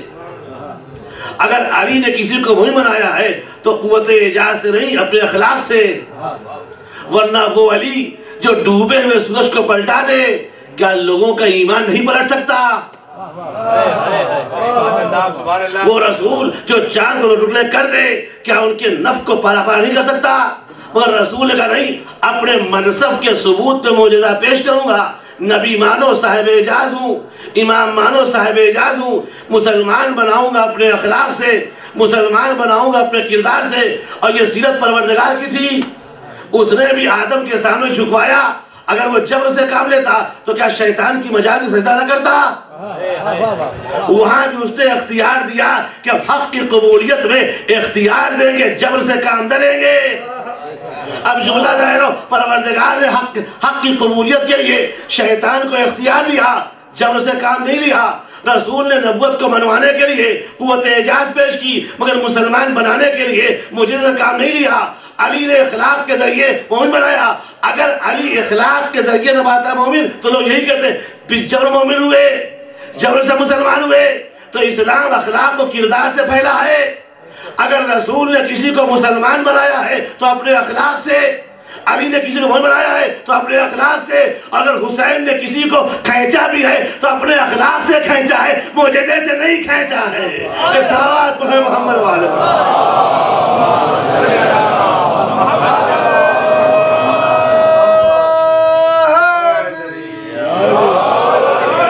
اگر امام حسین نے اس کے عزیز سے حر کو کھینچا ہے تو اپنے اخلاق سے کھینچا ہے، ورنہ قوت اعجاز استعمال کرتے ہیں تو سب پلٹ جاتے ہیں۔ وہ اخلاق کام آ رہا ہے تاکہ پتہ چلے کہ دین کی راہ میں اخلاق و کردار کا دخل ہے اور کسی چیز کا دخل نہیں ہے۔ اور یہی وجہ ہے اخلاق و کردار کا رسول نے پیش کیا تاکہ چاہنے والے اس کو نمونہ عمل بنائیں۔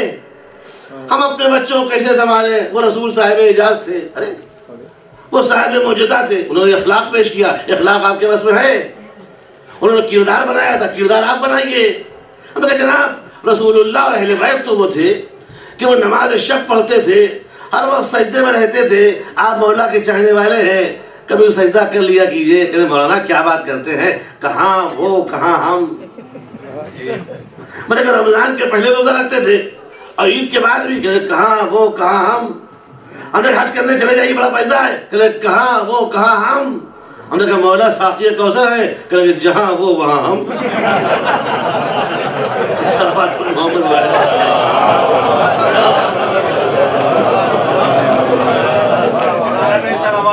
مولا بھی یہی کہتے ہیں کہ بھائی جہاں تم نہیں تھے وہاں ہم نہیں۔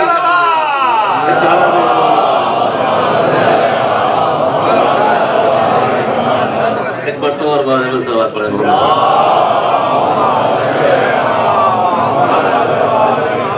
تو عصمت بندے کا ذاتی کمال نہیں، عطیہ پروردگار ہے۔ اللہ جسے چاہتا ہے معصوم بناتا ہے، یہ لطف پروردگار۔ اور یہی دلیل ہے کہ پروردگار عالم نے اہل بیت کو منتخب کیا عصمت کے لیے۔ یہ انتخاب خود دلیل فضیلت ہے۔ ہم کو اس قابل نہیں سمجھا، ان کو اس قابل سمجھا۔ یہ سمجھنا، یہ انتخاب خود بتا رہا ہے جس منزل پہ وہ ہیں اس منزل پر ہم کو بنا دیتا تو ہم بھی یہی کرتے۔ ہم کو اس قابل نہیں سمجھا، ان کو سمجھا، یہی ان کے شرف کے لیے کافی ہے۔ ان کا سلیکشن کیا، ہمارا سلیکشن نہیں کیا۔ یہی دلیل فضیلت اہل بیت ہے کہ اللہ نے ان کو اس قاہل سمجھا، ہم کو اس قاہل نہیں سمجھا۔ تو آدم سے لے کے خاتم تک ہدایت کی کلیاں پہچانی، اور خاتم سے لے کے قائم تک کتنا مربوط سلسلہ ہے الہی نظام ہدایت. اور خود قرآن مجید نے اس تسلسل کو بڑے مختصر انداز میں بیان بھی کیا. جب کوئی نبی جاتا ہے تو کام یہ کرتا ہے کہ اپنے بعد آنے والے نبی کی خبر دیتا ہے اور اپنے جو پہلے نبی چلا گیا اس کی تصدیق کر دیتا ہے. نوح آئے کہ میں تصدیق کرتا ہوں کہ آدم نبی تھے، بشارت دیتا ہوں ابراہیم آنے والے ہیں. مبشرا برسول مصدقا لما بین یدیہ، قرآن کا فقرہ ہے. ابراہیم آئے کہ بشارت دیتا ہوں کہ موسیٰ آنے والے ہیں، تصدیق کرتا ہوں کہ نوح نبی تھے. موسیٰ آئے کہ میں بشارت دیتا ہوں کہ عیسیٰ آنے والے ہیں، تصدیق کرتا ہوں کہ موسیٰ نبی تھے. عیسیٰ نے کہا بشارت دیتا ہوں کہ موسیٰ نبی تھے. ایک نبی آنے والا ہے جس کا نام احمد ہوگا، اس کی بشارت دیتا ہوں. تو ہر نبی نے دو کام کیا. نوح نے کہا آدم نبی تھے، تصدیق کرتا ہوں ابراہیم آنے والے ہیں. ابراہیم نے کہا نوح نبی تھے، تصدیق کرتا ہوں موسیٰ آنے والے ہیں. موسیٰ نے کہا ابراہیم نے تصدیق کرتا ہوں عیسیٰ آنے والے ہیں. عیسیٰ نے کہا میں تصدیق کرتا ہوں موسیٰ نبی تھے، ایک میرے بعد نبی آنے والے جس کا نام احمد ہوگا. تو عیسیٰ نے موسیٰ کے نبوت کی تصدیق کر دی اور عیسیٰ نے اپنے بعد آنے والے نبی کی خبر دے دی، ایک نبی آنے والا ہے. اب جو یہ آخری نبی آئے اس کی تصدیق کون کرے کہ یہ بھی نبی ہے؟ کوئی تو ہو جو کہے کہ ہاں. اے پروردگار، جب تیرا اصول یہ ہے کہ نبی معصوم کی نبوت کی تصدیق کرے گا اور معصوم اپنے بعد آنے والے معصوم کی خبر نبوت دے گا، تو آخری نبی تو تصدیق کر رہا ہے کہ عیسیٰ نبی ہیں. اس کی تصدیق کون کرے؟ پروردگار نے آواز دی ہم نے سلسلے نبوت کو روکا ہے، سلسلے ہدایت تھوڑی ختم کیا ہے. اب پہچانا اپنے عقیدہ امامت کسی بیجا ایکسٹینشن کا نام نہیں ہے، نظام نبوت کی تصدیق کا نام ہے. رجب کی 13 تاریخ کو رسول نہیں بڑھ رہے تھے کعبے کی طرف، یہ نبوت تھی جو اپنے تصدیق کرنے والے کی تلاش میں جا رہی تھی. کیا کہنے ہیں صاحب؟ سبحان اللہ سبحان اللہ. علی آ گئے. علی نے کہا کہ میرے بعد میرا بیٹا حسن امام ہوگا. حسن نے کہا میں تصدیق کرتا ہوں میرا بابا علی امام تھا، میرے بعد میرا بھائی حسین امام ہوگا. حسین نے کہا میں تصدیق کرتا ہوں کہ میرا بھیا حسن امام تھا، میرا بیٹا سجاد امام ہوگا. سجاد نے کہا میں تصدیق کرتا ہوں کہ میرا بابا حسین امام تھا، میرا بیٹا باقی امام ہوگا. باقی نے کہا تصدیق کرتا ہوں کہ میرا باپ امام تھا، میرا بیٹا امام ہوگا. جعفر صادق نے کہا تصدیق کرتا ہوں مجھے باقی امام تھے، میرا بیٹا موسی کاظم امام ہوگا. موسی کاظم نے کہا تصدیق کرتا ہوں کہ صادق امام تھے، علی رضا امام ہوگا. علی رضا نے کہا تصدیق کرتا ہوں کہ موسی کاظم امام تھے، متقی امام ہوگا. اب اس کے بعد کیا؟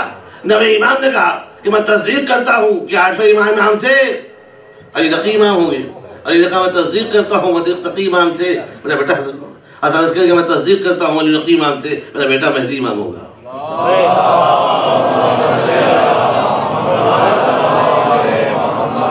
اب جو سلسلہ ملائیے، 11ویں امام نے کہا میں تصدیق کرتا ہوں کہ میرا بابا امام تھا اور میرا بیٹا مہدی امام ہوگا. اب جو مہدی آیا تو اس کی تصدیق کون کرے کہ یہ بھی امام ہے؟ نہیں پہچانا آپ نے؟ اس مہدی کی تصدیق کون کا یہ بھی امام ہے؟ پروردگار نے آواز دی اب اس سلسلے کو ملاؤ. کل جب نبوت اپنی آخری منزل پر آئی تھی تو امام نے تصدیق کی تھی، آج امامت آئی ہے تو کوئی نبی تصدیق کرے گا.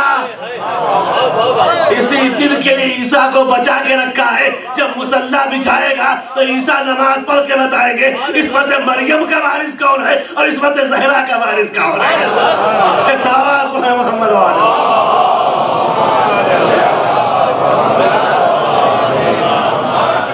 کڑی سے کڑی ملی ہوئی ہے، سلسلہ ان کی تصدیق کرائے ان کی تصدیق کرائے، اور آنے والا ہادی ہوگا مہدی ہوگا. یہ آخری امام کا لقب. صلوات پڑھیں بلکہ محمد.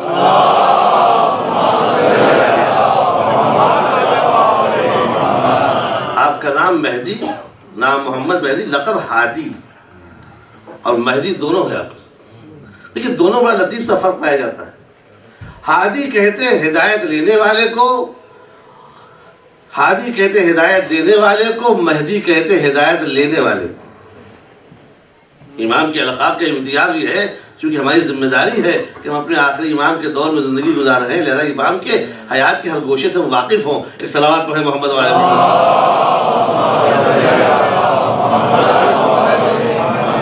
ہم روز محشر اپنے اسی آخری امام کے ساتھ مشہور ہوں گے نا، اس کی حیات سے، غیبت کبریٰ سے، غیبت صغریٰ سے، القاب سے، آداب سے امام کے بارے میں نالج ہونی چاہیے ہم کو۔ تو یہ آخری امام وہ ہے جس کو اللہ نے ہادی بنایا، مہدی بنایا۔ کیوں؟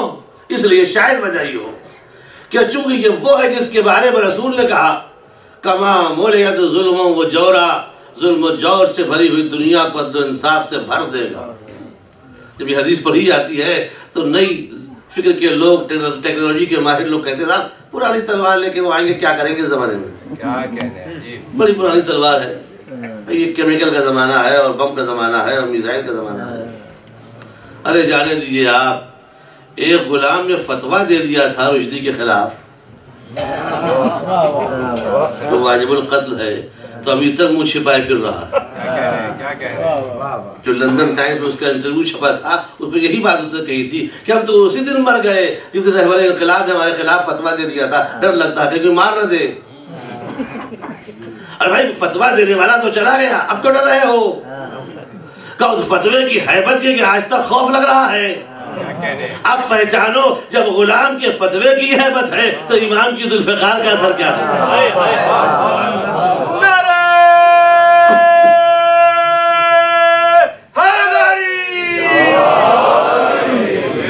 تو اب اس دور میں آگے کریں گے کیا؟ زمانہ کہیں سے کہیں پہنچ گیا۔ اب پہلے آئیں، کچھ ٹریننگ حاصل کر لیں، کچھ ایکسپیرینس حاصل کر لیں، کچھ تجربے کار ہو جائیں، کچھ اپنی ٹیم بنائیں، فوج بنائیں، اور اس کے بعد پھر زمانے کا مقابلہ کریں۔ یہ بات سمجھ نہیں آتی کہ ظلم و جور سے بھری ہوئی دنیا کو عدل و انصاف سے بھر دیں گے۔ اللہ نے آواز دی پہچانو پہچانو، اسی لیے اس امام کو ہم نے ہادی بھی بنایا ہے، مہدی بھی بنایا ہے۔ ہادی وہ ہے جو ہدایت لینے والے کو کہتے ہیں، مہدی وہ ہدایت دینے والے کو کہتے ہیں۔ یہ مہدی پہلے ہے، ہادی بعد میں ہے، تمہاری ہدایت بعد میں کرے گا۔ مہدی اس لیے کہا کہ مہدی اسے کہتے ہیں جو اللہ کی بارگاہ سے ہدایت لے چکا ہو، وہاں سے ہدایت لے کے آیا ہے، جبھی ہم نے اس کو ہادی بنایا ہے۔ تمہارے مکتب کے بڑے اور ہوتے ہیں، بارگاہ الہی سے تعلیم حاصل کرنے والا مہدی کہلاتا ہے۔ ایک صلوات پڑھیں محمد والے۔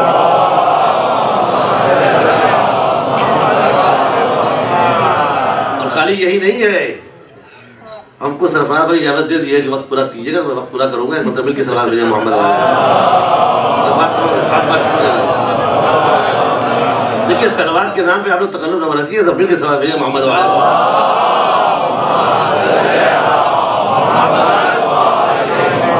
روایات میں وارد ہوا ہے کہ ہمارے اور آپ کے آخری امام تشریف لائیں گے تو بازار میں چیزوں کی قیمت کے سلسلے سے بجائے پیسہ چلنے کے سلوات چلے گی۔ آواز بلند علیہ السلام۔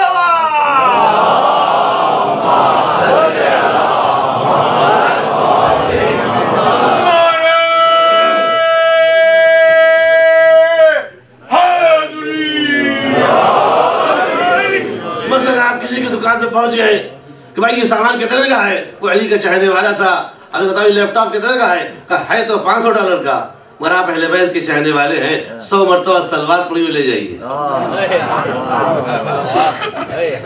یہ کیمرہ کتنے کا ہے؟ کہا ہے تو $600 کا، مگر 200 مرتبہ درود پڑھی ہوئی لے جائیے۔ مگر کب جب امام آئیں گے، کوئی صاحب کریم نیو جرسی کے مارکیٹ پہنچ جائیں کہ وہ پیسہ مانگے تو سلواتیں سنا کے چلے۔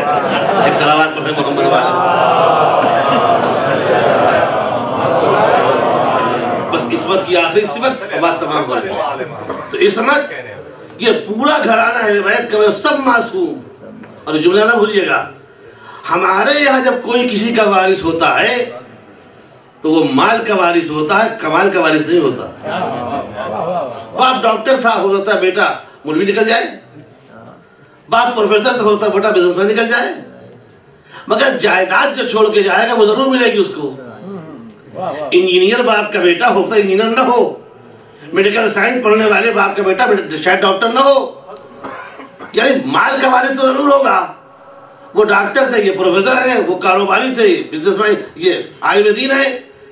جب دنیا میں وراثت بڑھتی ہے تو اصل وراثت ہوتی ہے مال کی۔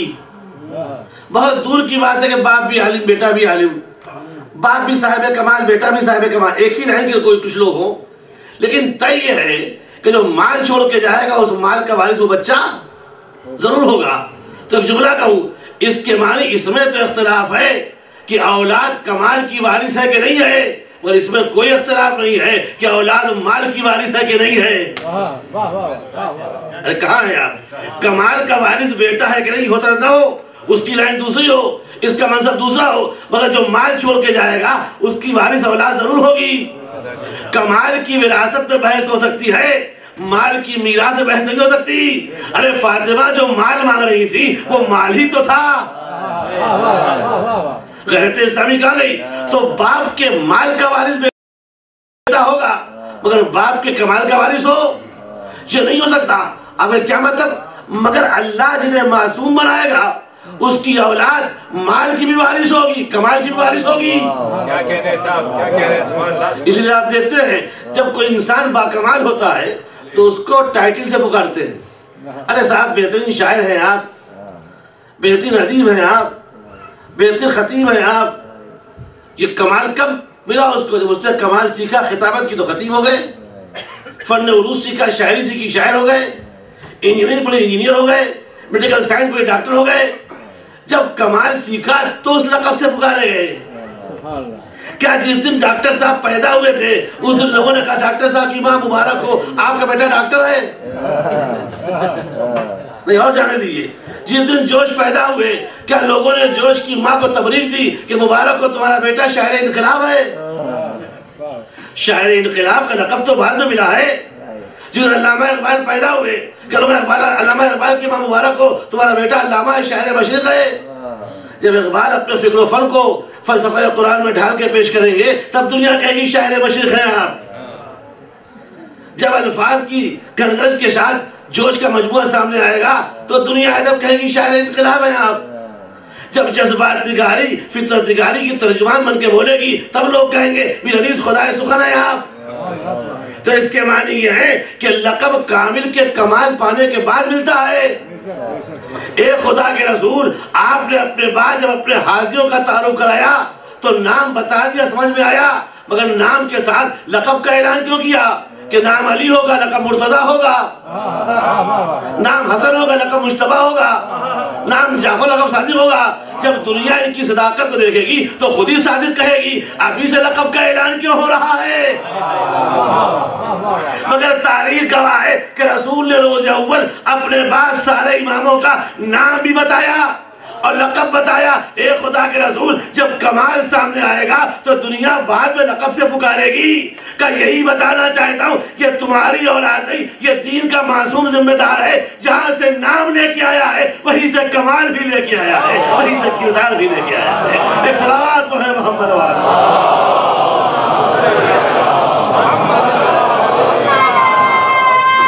نام کا بھی وارث ہے، وارث ہے، یہ مال کا بھی وارث ہے. جہاں سے کمال لے کے آیا ہے وہیں سے نام بھی لے کے آیا ہے، وہیں سے لقب بھی لے کے آیا ہے. اب دیکھیں مال کی میراث کیا ہے. تو ہو سکتا ہے ہماری برادری میں کمال کے وارث ہم نہ ہوں مگر جائیداد کے وارث ہیں، پراپرٹی کے وارث ہیں، مکان کے وارث ہیں. تو ہم مال کے وارث ہوں گے، کمال کے وارث ہوں، یہ کوئی ضروری نہیں ہے. اسی لیے حضور سرور کائنات جناب محمد مصطفیٰ صلی اللہ علیہ وسلم کی وفات کے بعد رسول کے ابن عباس نے کہا یا علی، ہم رسول کے مال کے وارث ہیں. توجہ چاہتا ہوں کہ چچا آپ کے وارث ہیں؟ مسجد پیغمبر میں علی سے گفتگو ہو رہی ہے. یا علی، میں بزرگ خاندان، میں رسول کے مال کا وارث. کہ چچا میں رسول کا داماد ہوں، جانشین رسول ہوں، وقت کا امام ہوں، منصوص من اللہ، معصوم من اللہ ہوں، میں وارث کرے، تم کیسے وارث میں؟ بحث اتنی طویل ہو گئی کہ رسول کی مسجد مسلمانوں کے مجمع میں چھلکنے لگی. چچا رسول کے مال کا وارث بننے کا دعویٰ کرا. کہتے نہیں، آپ وارث، میں وارث. جب مجمع بہت زیادہ بڑھ گیا تو علی کھڑے ہوئے، کہا قمبر جاؤ رسول کے تبرکات لے کے آؤ. قمبر گھر میں گئے، نبی کی بیٹی سارا سامان مانگا، امامہ، قبا، عبا، پٹکا، زرہ، تلوار، گھوڑا ملا کے باہر کھڑا کر دیا. کہ چچا کی تبرکات حاضر ہیں، آپ کہتے ہیں وارث میں لیجیے، قبول کیجئے. ایک جملہ سنانا ہے. ابن عباس سر میں عوام باندھا, دوش پر ڈالی, کمر میں پٹکا باندھا, اب تلوار اٹھا ہی نہیں جا رہا ہے. کہ یا علی رسول اللہ تو اس کو پہن کے میدان میں تیز چلتے تھے, میں اٹھ نہیں پا رہا ہوں. کہ چچا سنیے, یہ محمد کا لباس ہے, یہ عصمت کا لباس ہے. یہ محمد کے لباس نہیں, یہ لباس عصمت ہے. ادھر سے ٹہلتے حسن آ رہے تھے, کہ بیٹا حسن تم پہنو. جیسے ہی حسن نے امامہ چھوٹا ہو کے زیب سر ہو گیا, ایبا فٹ ہو گئی, کبا ایڈجسٹ ہو گئی, پٹکا فٹ ہو گیا. کہ حسن تم کیسے تلوار لے کے کھڑے ہو گئے؟ میں آواز ہوں کہ اے خدا کے رسول, یا علی, ارے یہ لباس آپ پہن کے دکھا دیتے. آپ پہنتے امامہ, آپ پہنتے قبا, آپ پہنتے پٹکا. یہ حسن سے کیوں کہا؟ کہ اس لیے کہا تاکہ اندازہ ہو جائے کہ معصوم کا وارث معصوم ہونے کے لیے عمر کی شرط نہیں ہے, کردار کی شرط ہے, سیرت کی شرط ہے, اخلاق کی شرط ہے. ایک صلوات پڑھیں محمد والے. چھوٹا بھی معصوم کا وارث, بڑا بھی معصوم کا, آخری جملہ, بڑا بھی معصوم, سب وارث ہیں. میں پہن سکتا تھا, مگر ذہن میں سوال رہتا کہ معصوم کا وارث وہی ہوگا جو عمر میں اس منزل پر فائز ہو. حسن نے پہن کے بتایا کہ دیکھو معصوم کا وارث میں ہوں. وارث عصمت کے لیے عمر کی شرط نہیں ہے, باکمال ہونا شرط ہے, کردار ہونا شرط ہے. توجہ, تو اس کے معنی یہ ہوئے کہ معصوم کا لباس معصومی پہنے گا, غیر معصوم نہیں پہن سکتا. عزیزو میری بہن ظاہرہ, معصوم کا لباس معصوم پہنے گا, غیر معصوم نہیں پہن سکتا. اب عصمت کا فیصلہ آپ کیجئے گا. جملہ دہراؤں, معصوم کا لباس معصومی پہنے گا, غیر معصوم معصوم کا لباس نہیں پہن سکتا. اب اسے کیا کیجئے گا کہ صفین میں عباس علی کا لباس پہنے ہیں, کربلا میں اکبر رسول کا لباس پہنے ہیں.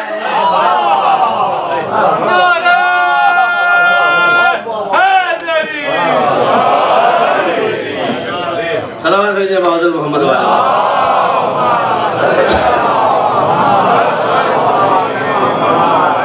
عصمت کے درجات ہیں. صفین میں علی عباس کا لباس پہنے ہوئے ہیں, کربلا میں رسول اکبر رسول کا لباس پہنے ہوئے ہیں. ایک پروردگار شرط لگائی تھی کہ معصوم کا لباس معصومی پہنے گا, اور کوئی نہیں. کہ آپ پہچانو, اس کے معنی عصمت کے درجات ہیں. اگر لباس علی عباس کے زیب تر ہو جائے, اگر لباس رسول اکبر کے زیب تر ہو جائے, تو پہچانو عباس کا مرتبہ کیا ہے اور علی اکبر کا مرتبہ کیا ہے. ایک صلوات پڑھیں محمد والے.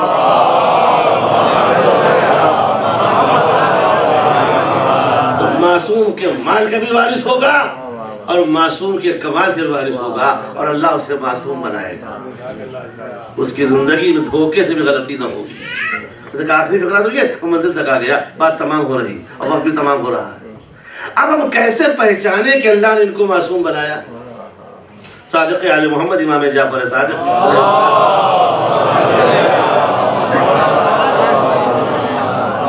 سے کسی نے پوچھا کہ مولا بتائیے, اللہ نے ان کو معصوم بنا دیا, ان کی پہچان کیا ہوگی, ان کی علامت کیا ہوگی؟ کہ اللہ نے ان کو معصوم بنائے گا. دو طرح سے پہچانو کہ وہ معصوم ہے.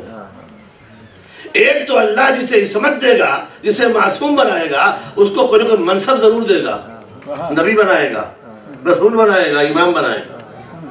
اگر منصب نہ دے گا تو قرآن میں کوئی آیت ضرور اتارے گا جو اس کی طہارت کی قسم کھا رہی ہو. کہ مولا کیا مطلب؟ کہ آدم معصوم تھے, نبی تھے, ابراہیم معصوم تھے, رسول تھے, محمد مصطفیٰ رسول تھے, معصوم تھے, علی امام تھے, معصوم تھے, ہر امام معصوم. مگر مریم نہ نبی ہے نہ امام. مگر قرآن میں اللہ نے کہا یا مریم ان اللہ اصطفاکے وطہرکے واصطفاکے علی نساء العالمین, اے مریم تم کو چن لیا عالمین کی عورتوں میں اور وہاں رکھا جو حد طہارت ہے. کہ یہ آئے طہارت دلیل ہے کہ مریم معصومہ.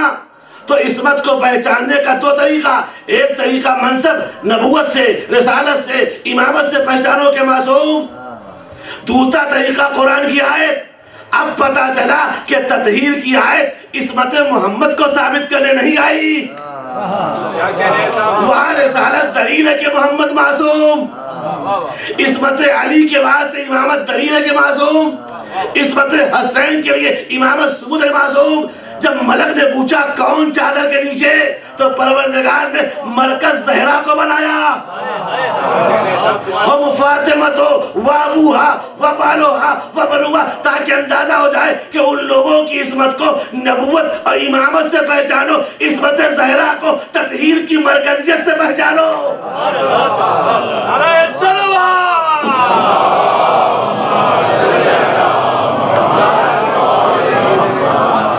ہم نے مرکز طہارت فاطمہ کو بنایا. انما يريد الله ليذهب عنكم الرجس اهل البيت ويطهركم تطهيرا.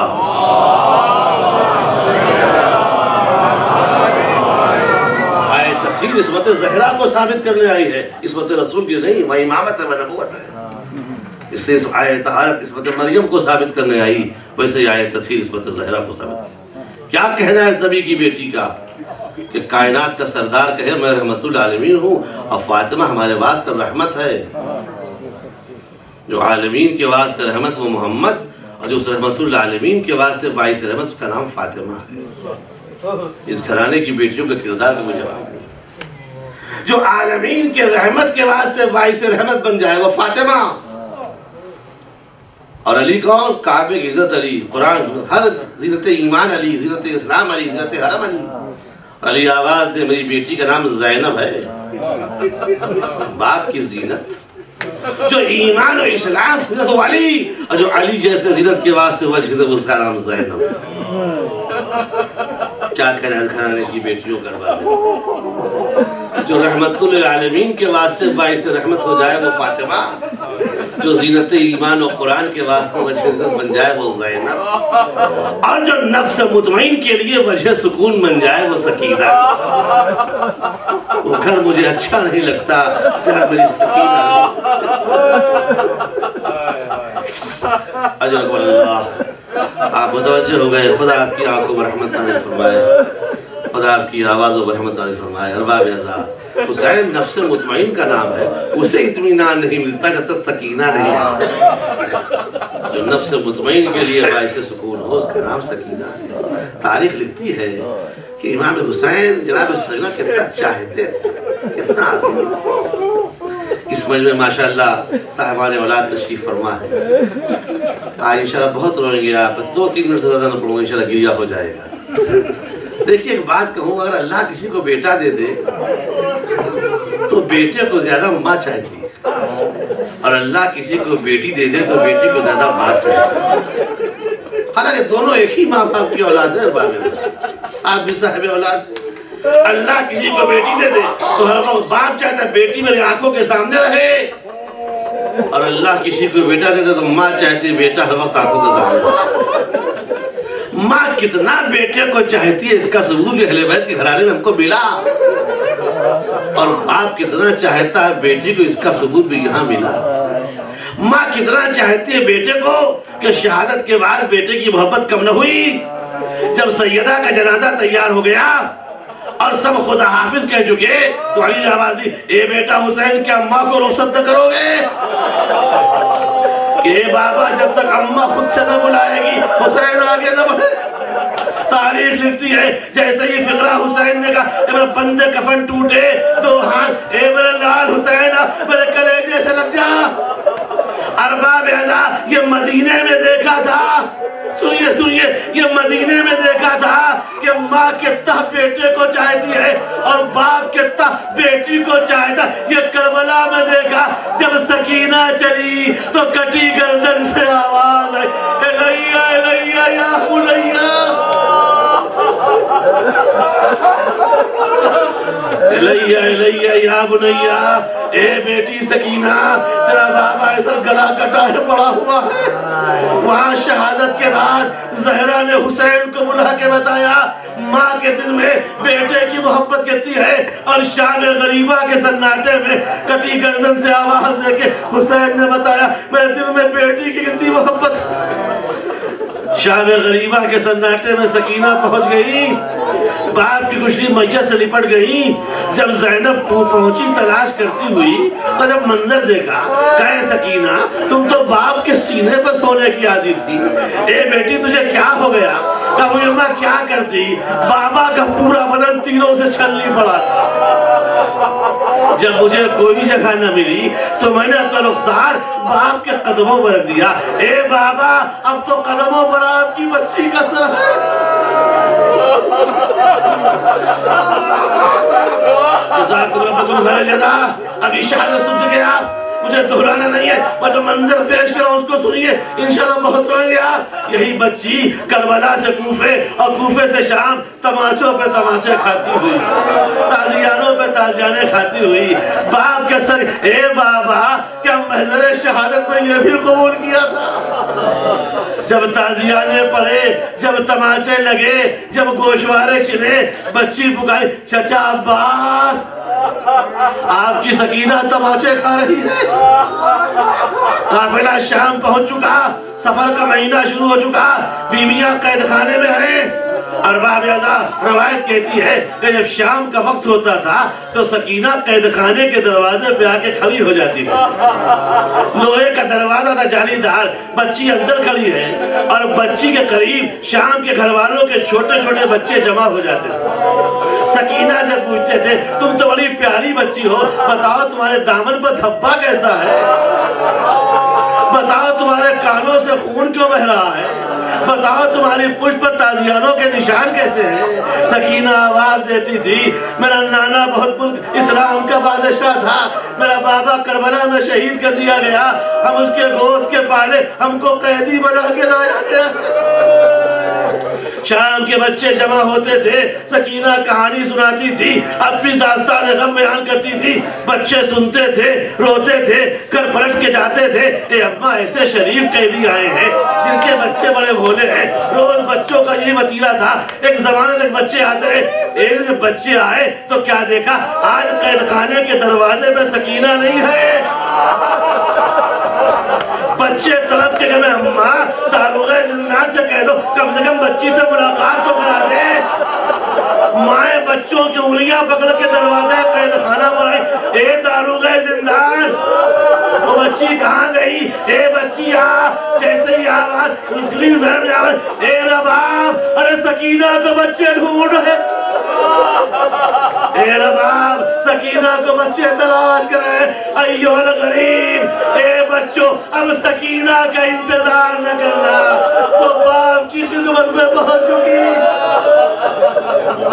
آج رکھو اللہ، بس دو فکریں سوچیے مجلس تمام کراؤں، کیا طلب تھی رباب کے دل میں، کیا طلب تھی سجاد کے دل میں، کیا طلب تھی بی بی کے زینب کے دل میں؟ تاریخ لکھتی ہے جب یہ لٹا ہوا قافلہ، اب آخری فکرہ، جب یہ لٹا ہوا قافلہ قید شام سے رہا ہو کے جانے لگا، مجلس برپا کرنے کے بعد تو امام سجاد سے فرمایا جناب اے بیٹا سجاد تم ادھر تو چلو جہاں ہماری سکینہ سو رہی ہے۔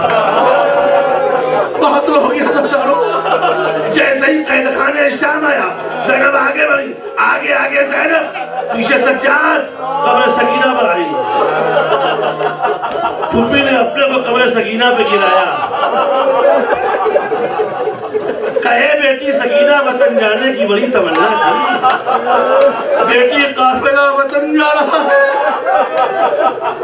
ایک فکرہ یہ کہا اور دوسرا کہا اے شام کی عورتوں، اگر کبھی اس قید خانے میں آنا تو اس قبر پر ایک ٹوٹا ہوا چراغ جلا دینا۔ میری بچی تاریکی سے بہت گھبراتی ہے، بس آخری فکر میں جب پھوپھی ہٹی تو سید سجاد آگے بڑھے، کہا اے میری بہن سکینہ، سنو پہنچ چکا، اے میری بہن سکینہ تم رائے شام مجھ سے کہتی تھی اے بھیا سجاد گودی میں اٹھا لو، بھیا پیر کے کانٹے نکال دو، اے بہن بھائی مجبور تھا اس وقت ہاتھوں میں ہتھکڑی تھی، اے سکینہ آؤ آؤ بھائی خدمت کرنے کو تیار ہے، اب ہاتھ کھل گئے ہیں، عجب نہیں آواز، اے چچے بھیا میں دادی کی گودی میں ہوں، اب سکینہ شکوہ نہ کرنا، قافلہ وطن جا رہا ہے، تمہارا مجبور بھائی آزاد ہو چکا، تمہیں گودی میں اٹھانے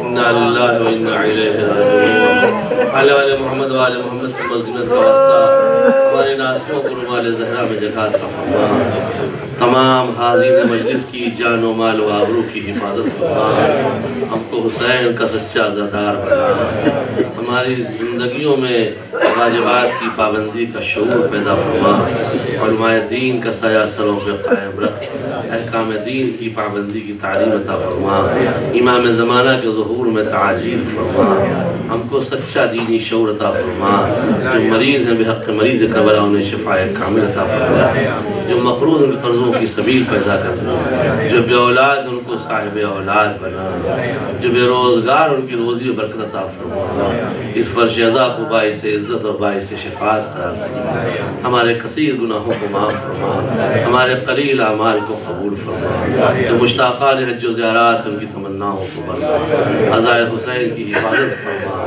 بانی مجالس کی توفیقات میں اضافہ فرما، ایک مرتبہ سورہ حمد اور 3 مرتبہ سورہ اخلاص پڑھتے ہیں حضرات۔ جناب نقوی صاحب مرحوم کی روح کو اور اپنے تمام مرحومین اعزاء اور جنوں کا میں نے نام لیا ان تمام مرحومین کے ارواح کو عیسیٰ فرما دیں۔ بسم اللہ الرحمن الرحیم۔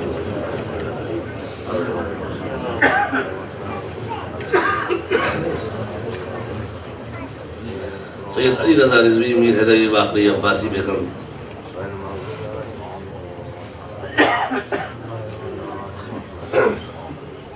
قربانی مجلس کے تمام مرحومین اعزاء، جتنے حاضر بیٹھے ان کے تمام مرحومین اعزاء، تمام علماء اعلام، تمام اعزاء جنہوں نے مجلس سپانسر کی ان کے تمام مرحومین اعزاء، سب کی ارواح کی ساتھ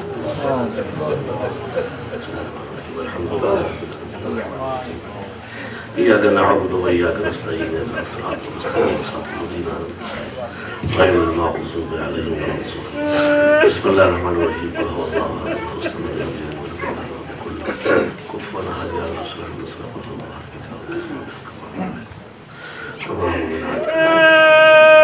مات حسين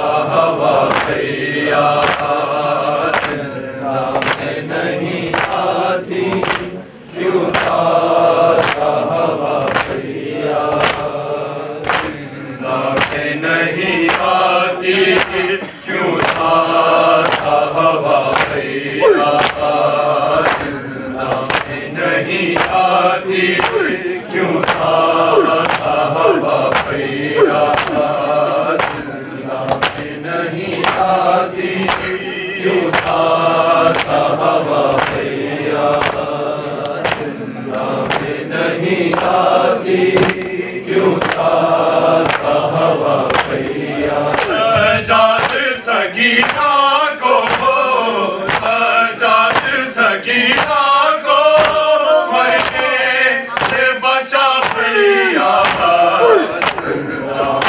نہیں آتی کیوں تازہ ہوا خیرات زندہ میں نہیں آتی کیوں تازہ ہوا خیرات زندہ میں نہیں آتی کیوں تازہ ہوا خیرات زندہ میں نہیں آتی کیوں تازہ ہوا خیرات سجاد سکینہ کو سجاد سکینہ کو مرنے سے بچا خیرات زندہ میں نہیں آتی کیوں تازہ ہوا خیرات زندہ میں نہیں آتی کیوں تازہ ہوا خیرات سب جواب دو میں نہیں آتی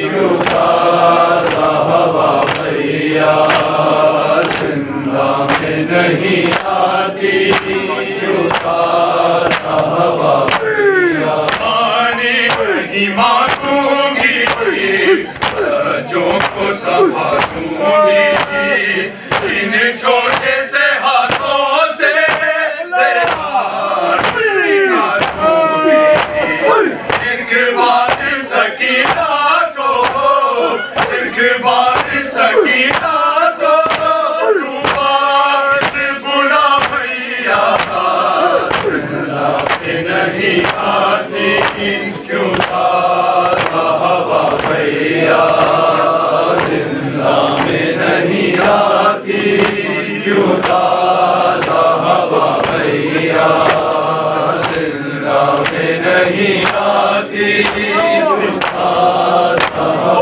خیرات جس نے مجھے مارا تھا وہ خواب میں آتا ہے میں سو بھی نہیں سکتی کچھ ایسے ڈراتا ہے سجاد مجھے دے دو سجاد مجھے دے دو باہوں میں پناہ بھیا زندہ میں نہیں آتی کیوں تازہ ہوا خیرات زندہ میں نہیں آتی کیوں تازہ ہوا خیرات زندہ میں نہیں آتی کیوں تازہ ہوا خیرات دیواروں سے زندہ کی ٹکرا کے میں گرتی ہوں دیر تلک بھیا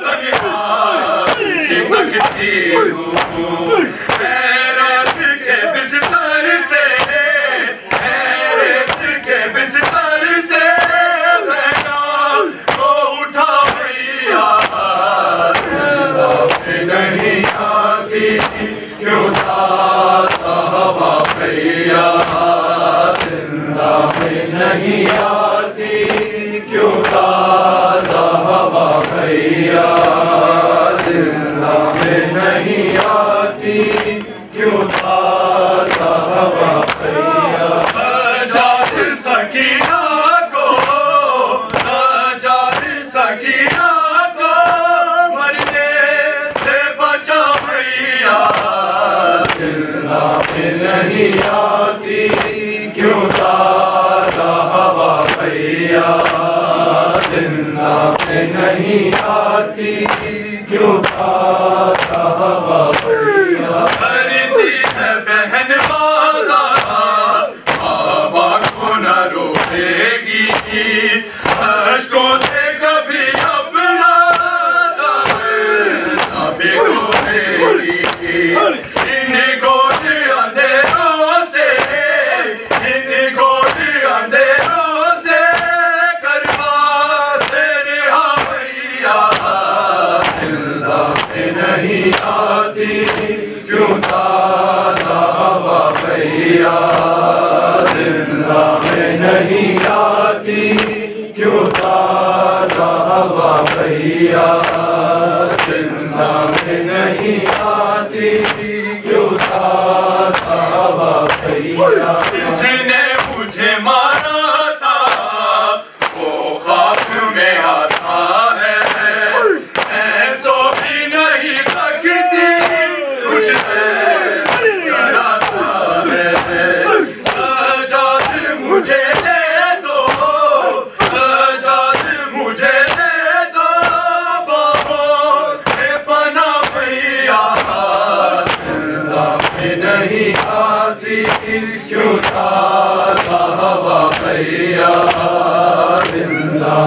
نہیں آتی کیوں تازہ ہوا بھیا زندہ میں نہیں آتی کیوں تازہ ہوا بھیا پانی نہیں مانگوں گی بچوں کو سنبھالوں گی ان چھوٹے سے ہاتھوں سے تیرے کانٹے نکالوں گی ایک بار سکینہ کو ایک بار سکینہ کو تو بات بلا بھیا زندہ میں نہیں آتی کیوں تازہ ہوا بھیا زندہ میں نہیں آتی کیوں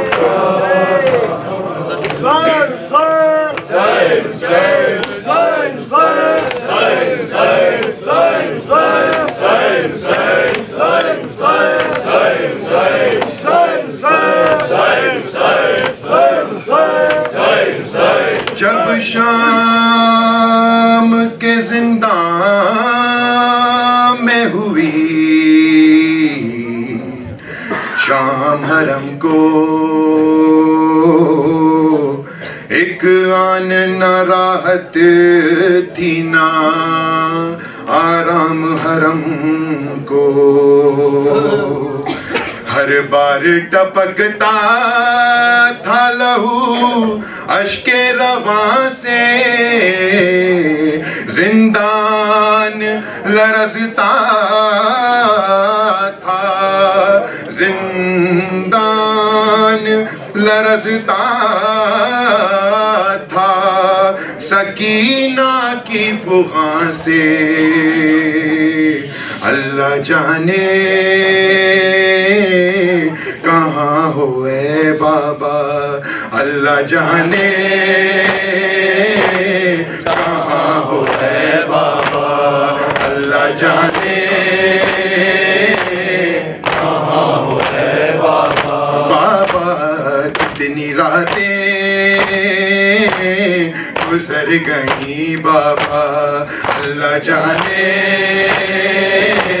کہاں ہوئے بابا چھوٹے سے سن میں قید دیے زندان ہو گئی چھوٹے سے سن میں قید دیے زندان ہو گئی بابا میں کیوں نہ آپ پہ بابا میں کیوں نہ آپ پہ قربان ہو گئی اللہ جانے کہاں ہوئے بابا اللہ جانے کہاں ہوئے بابا دل میں جو میرے درد ہے خالق پہ ہے عیاں کس کو کہوں میں باپ میرا باپ ہے کہاں بے کفن میں بے سرو سامان ہو گئی بابا میں کیوں نہ آپ پہ بابا میں کیوں نہ آپ پہ قربان ہو گئی اللہ جانے کہاں ہوئے بابا اللہ جانے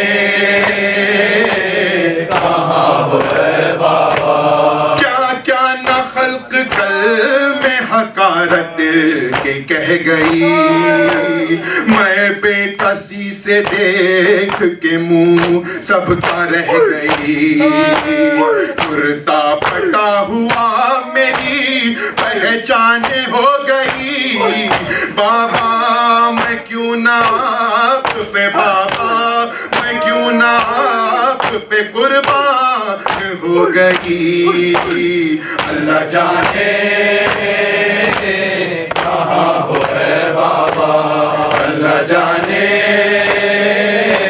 کہاں ہوئے بابا گر آہ کی تو شمر پکارا خاموش ہو اور چپ ہوئی تو بے پدری نے کہا کہ رو ان آفتوں میں گر کے پریشان ہو گئی بابا میں کیوں کیوں نہ آپ پہ بابا، میں کیوں نہ آپ پہ قربان ہو گئی. اللہ جانے کہاں ہو گئے بابا، اللہ جانے کہاں ہو گئے بابا. بے جرم کان زخمی ہوئے اور تماچے کھائے، جو چاہے مجھ فلک کی ستائی کو پھر ستائے. شہزادی حسین کی یہ شان ہو گئی. بابا میں کیوں نہ آپ پہ بابا، میں کیوں نہ آپ پہ قربان ہو گئی. اللہ جانے کہاں ہو ہے بابا، اللہ جانے کہاں ہو ہے بابا. صدقے کئی بتاؤ کہاں ہے تیرے پدر، آئے پدر تو جائے سکینہ بھی اپنے گھر. کیوں ایسے ظالموں کی میں مہمان ہو گئی. بابا میں کیوں نہ آپ پہ بابا، میں کیوں نہ آپ پہ قربان ہو گئی. اللہ جانے کہاں ہو ہے بابا، اللہ جانے کہاں ہو ہے بابا. جب سر پہ شاہدی کے سکینہ نے کی نظر، چلائی رو کے ہائے غضب مر گئے پدر. بابا کے سر کو دیکھ کے حیران ہو گئی. بابا میں کیوں نہ آپ پہ بابا، میں کیوں نہ آپ پہ قربان ہو گئی. اللہ جانے کہاں ہو ہے بابا، اللہ جانے کہاں ہو ہے بابا. منہ رکھ کے منہ پہ شاہ کے روئی جو دل فگار، صدمہ ہوا نکلنے لگی تن سے جان سار. تنہی سی جان جانے سے بے جان ہو گئی. بابا میں کیوں نہ آپ پہ بابا، میں کیوں نہ آپ پہ قربان ہو گئی. اللہ جانے کہاں ہو ہے بابا، اللہ جانے کہاں ہو ہے بابا. بس اے انیس بزم میں ہے گریا و بکا، صدیوں تلک رلائے گا سب کو یہ مرثیہ. خالی سکینہ کرب کا عنوان ہو گئی. بابا میں کیوں نہ آپ پہ بابا، میں کیوں نہ آپ پہ قربان ہو گئی. اللہ جانے کہاں ہو ہے بابا، اللہ جانے کہاں ہو ہے بابا.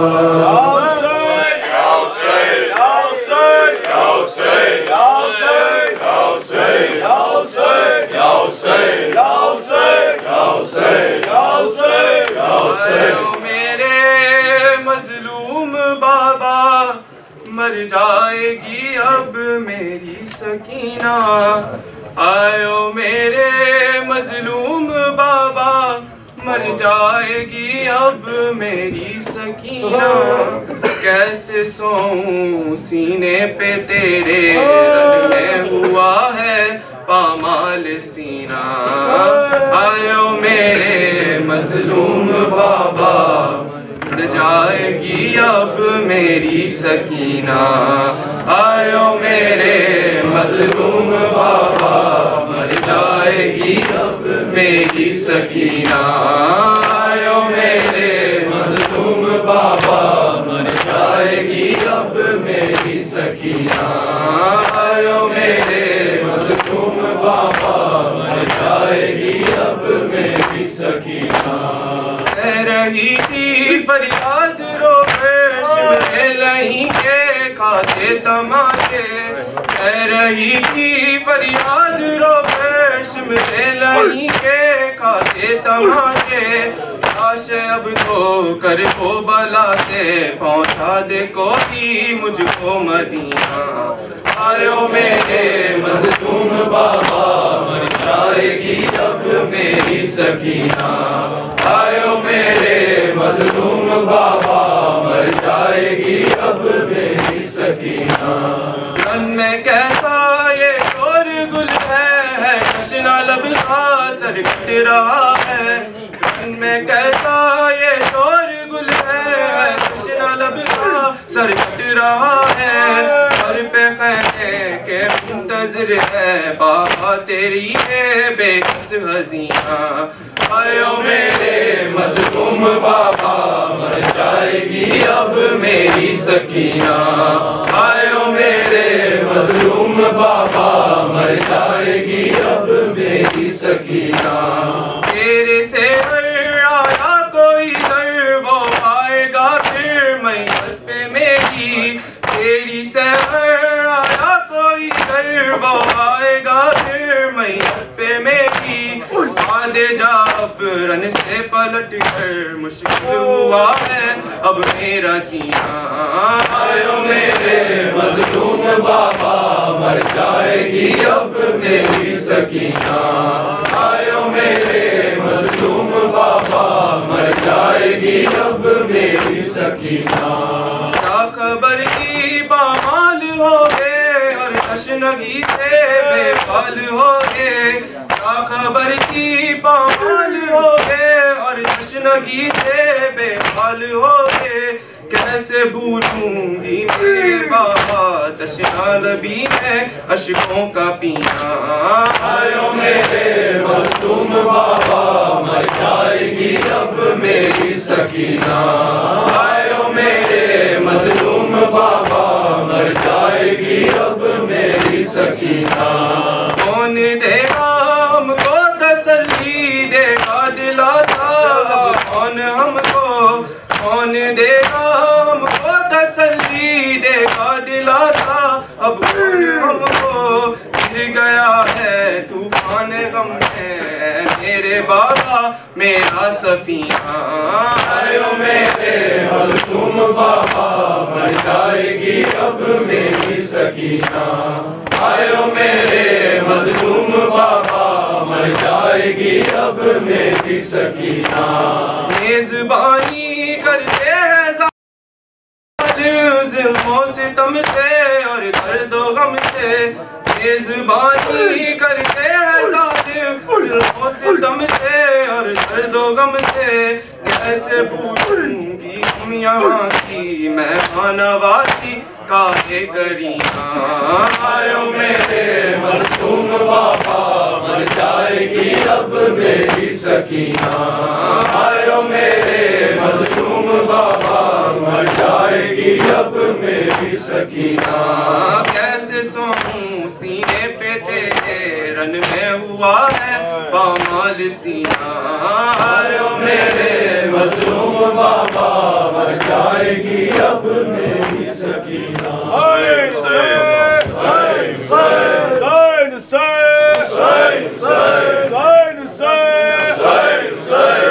बाजार के मंजर को और अपने खुले सर को भूली नहीं मैं बाजार के मंजर को और अपने खुले सर को भूली नहीं मैं अपने बंदे हाथों को बीमार के बिस्तर को भूली नहीं मैं बाजार के मंजर को और अपने खुले सर को भूली नहीं मैं अपने बंदे हाथों को बीमार के बिस्तर को भूली नहीं मैं बाजार के मंजर को और अपने खुले सर को भूली नहीं मैं उठती हुई आंधी को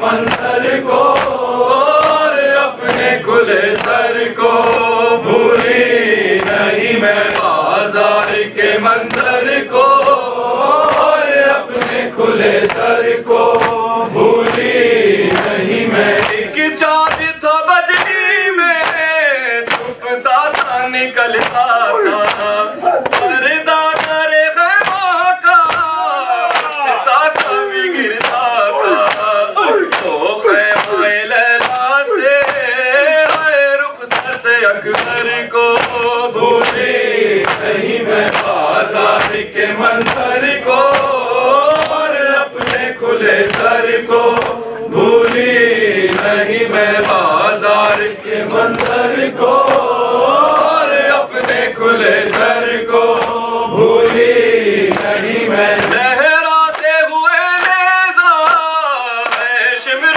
کا وہ پڑھنا آگے میرے پیچھے ہر بیوی کا وہ چھپنا دونوں میں گرے گھر کو گنتی ہوئی چادر کو بھولی نہیں میں بازار کے منظر کو اور اپنے کھلے سر کو بھولی نہیں میں بازار کے منظر کو اور اپنے کھلے سر کو بھولی نہیں میں یاد آتا ہے ایک ماں کا وہ خاک میں دستانہ اور آگ کے شعلوں میں وہ ماں کا جلسانہ چلتے ہوئے خیموں کو لپٹی ہوئی چادر کو بھولی نہیں میں بازار کے منظر کو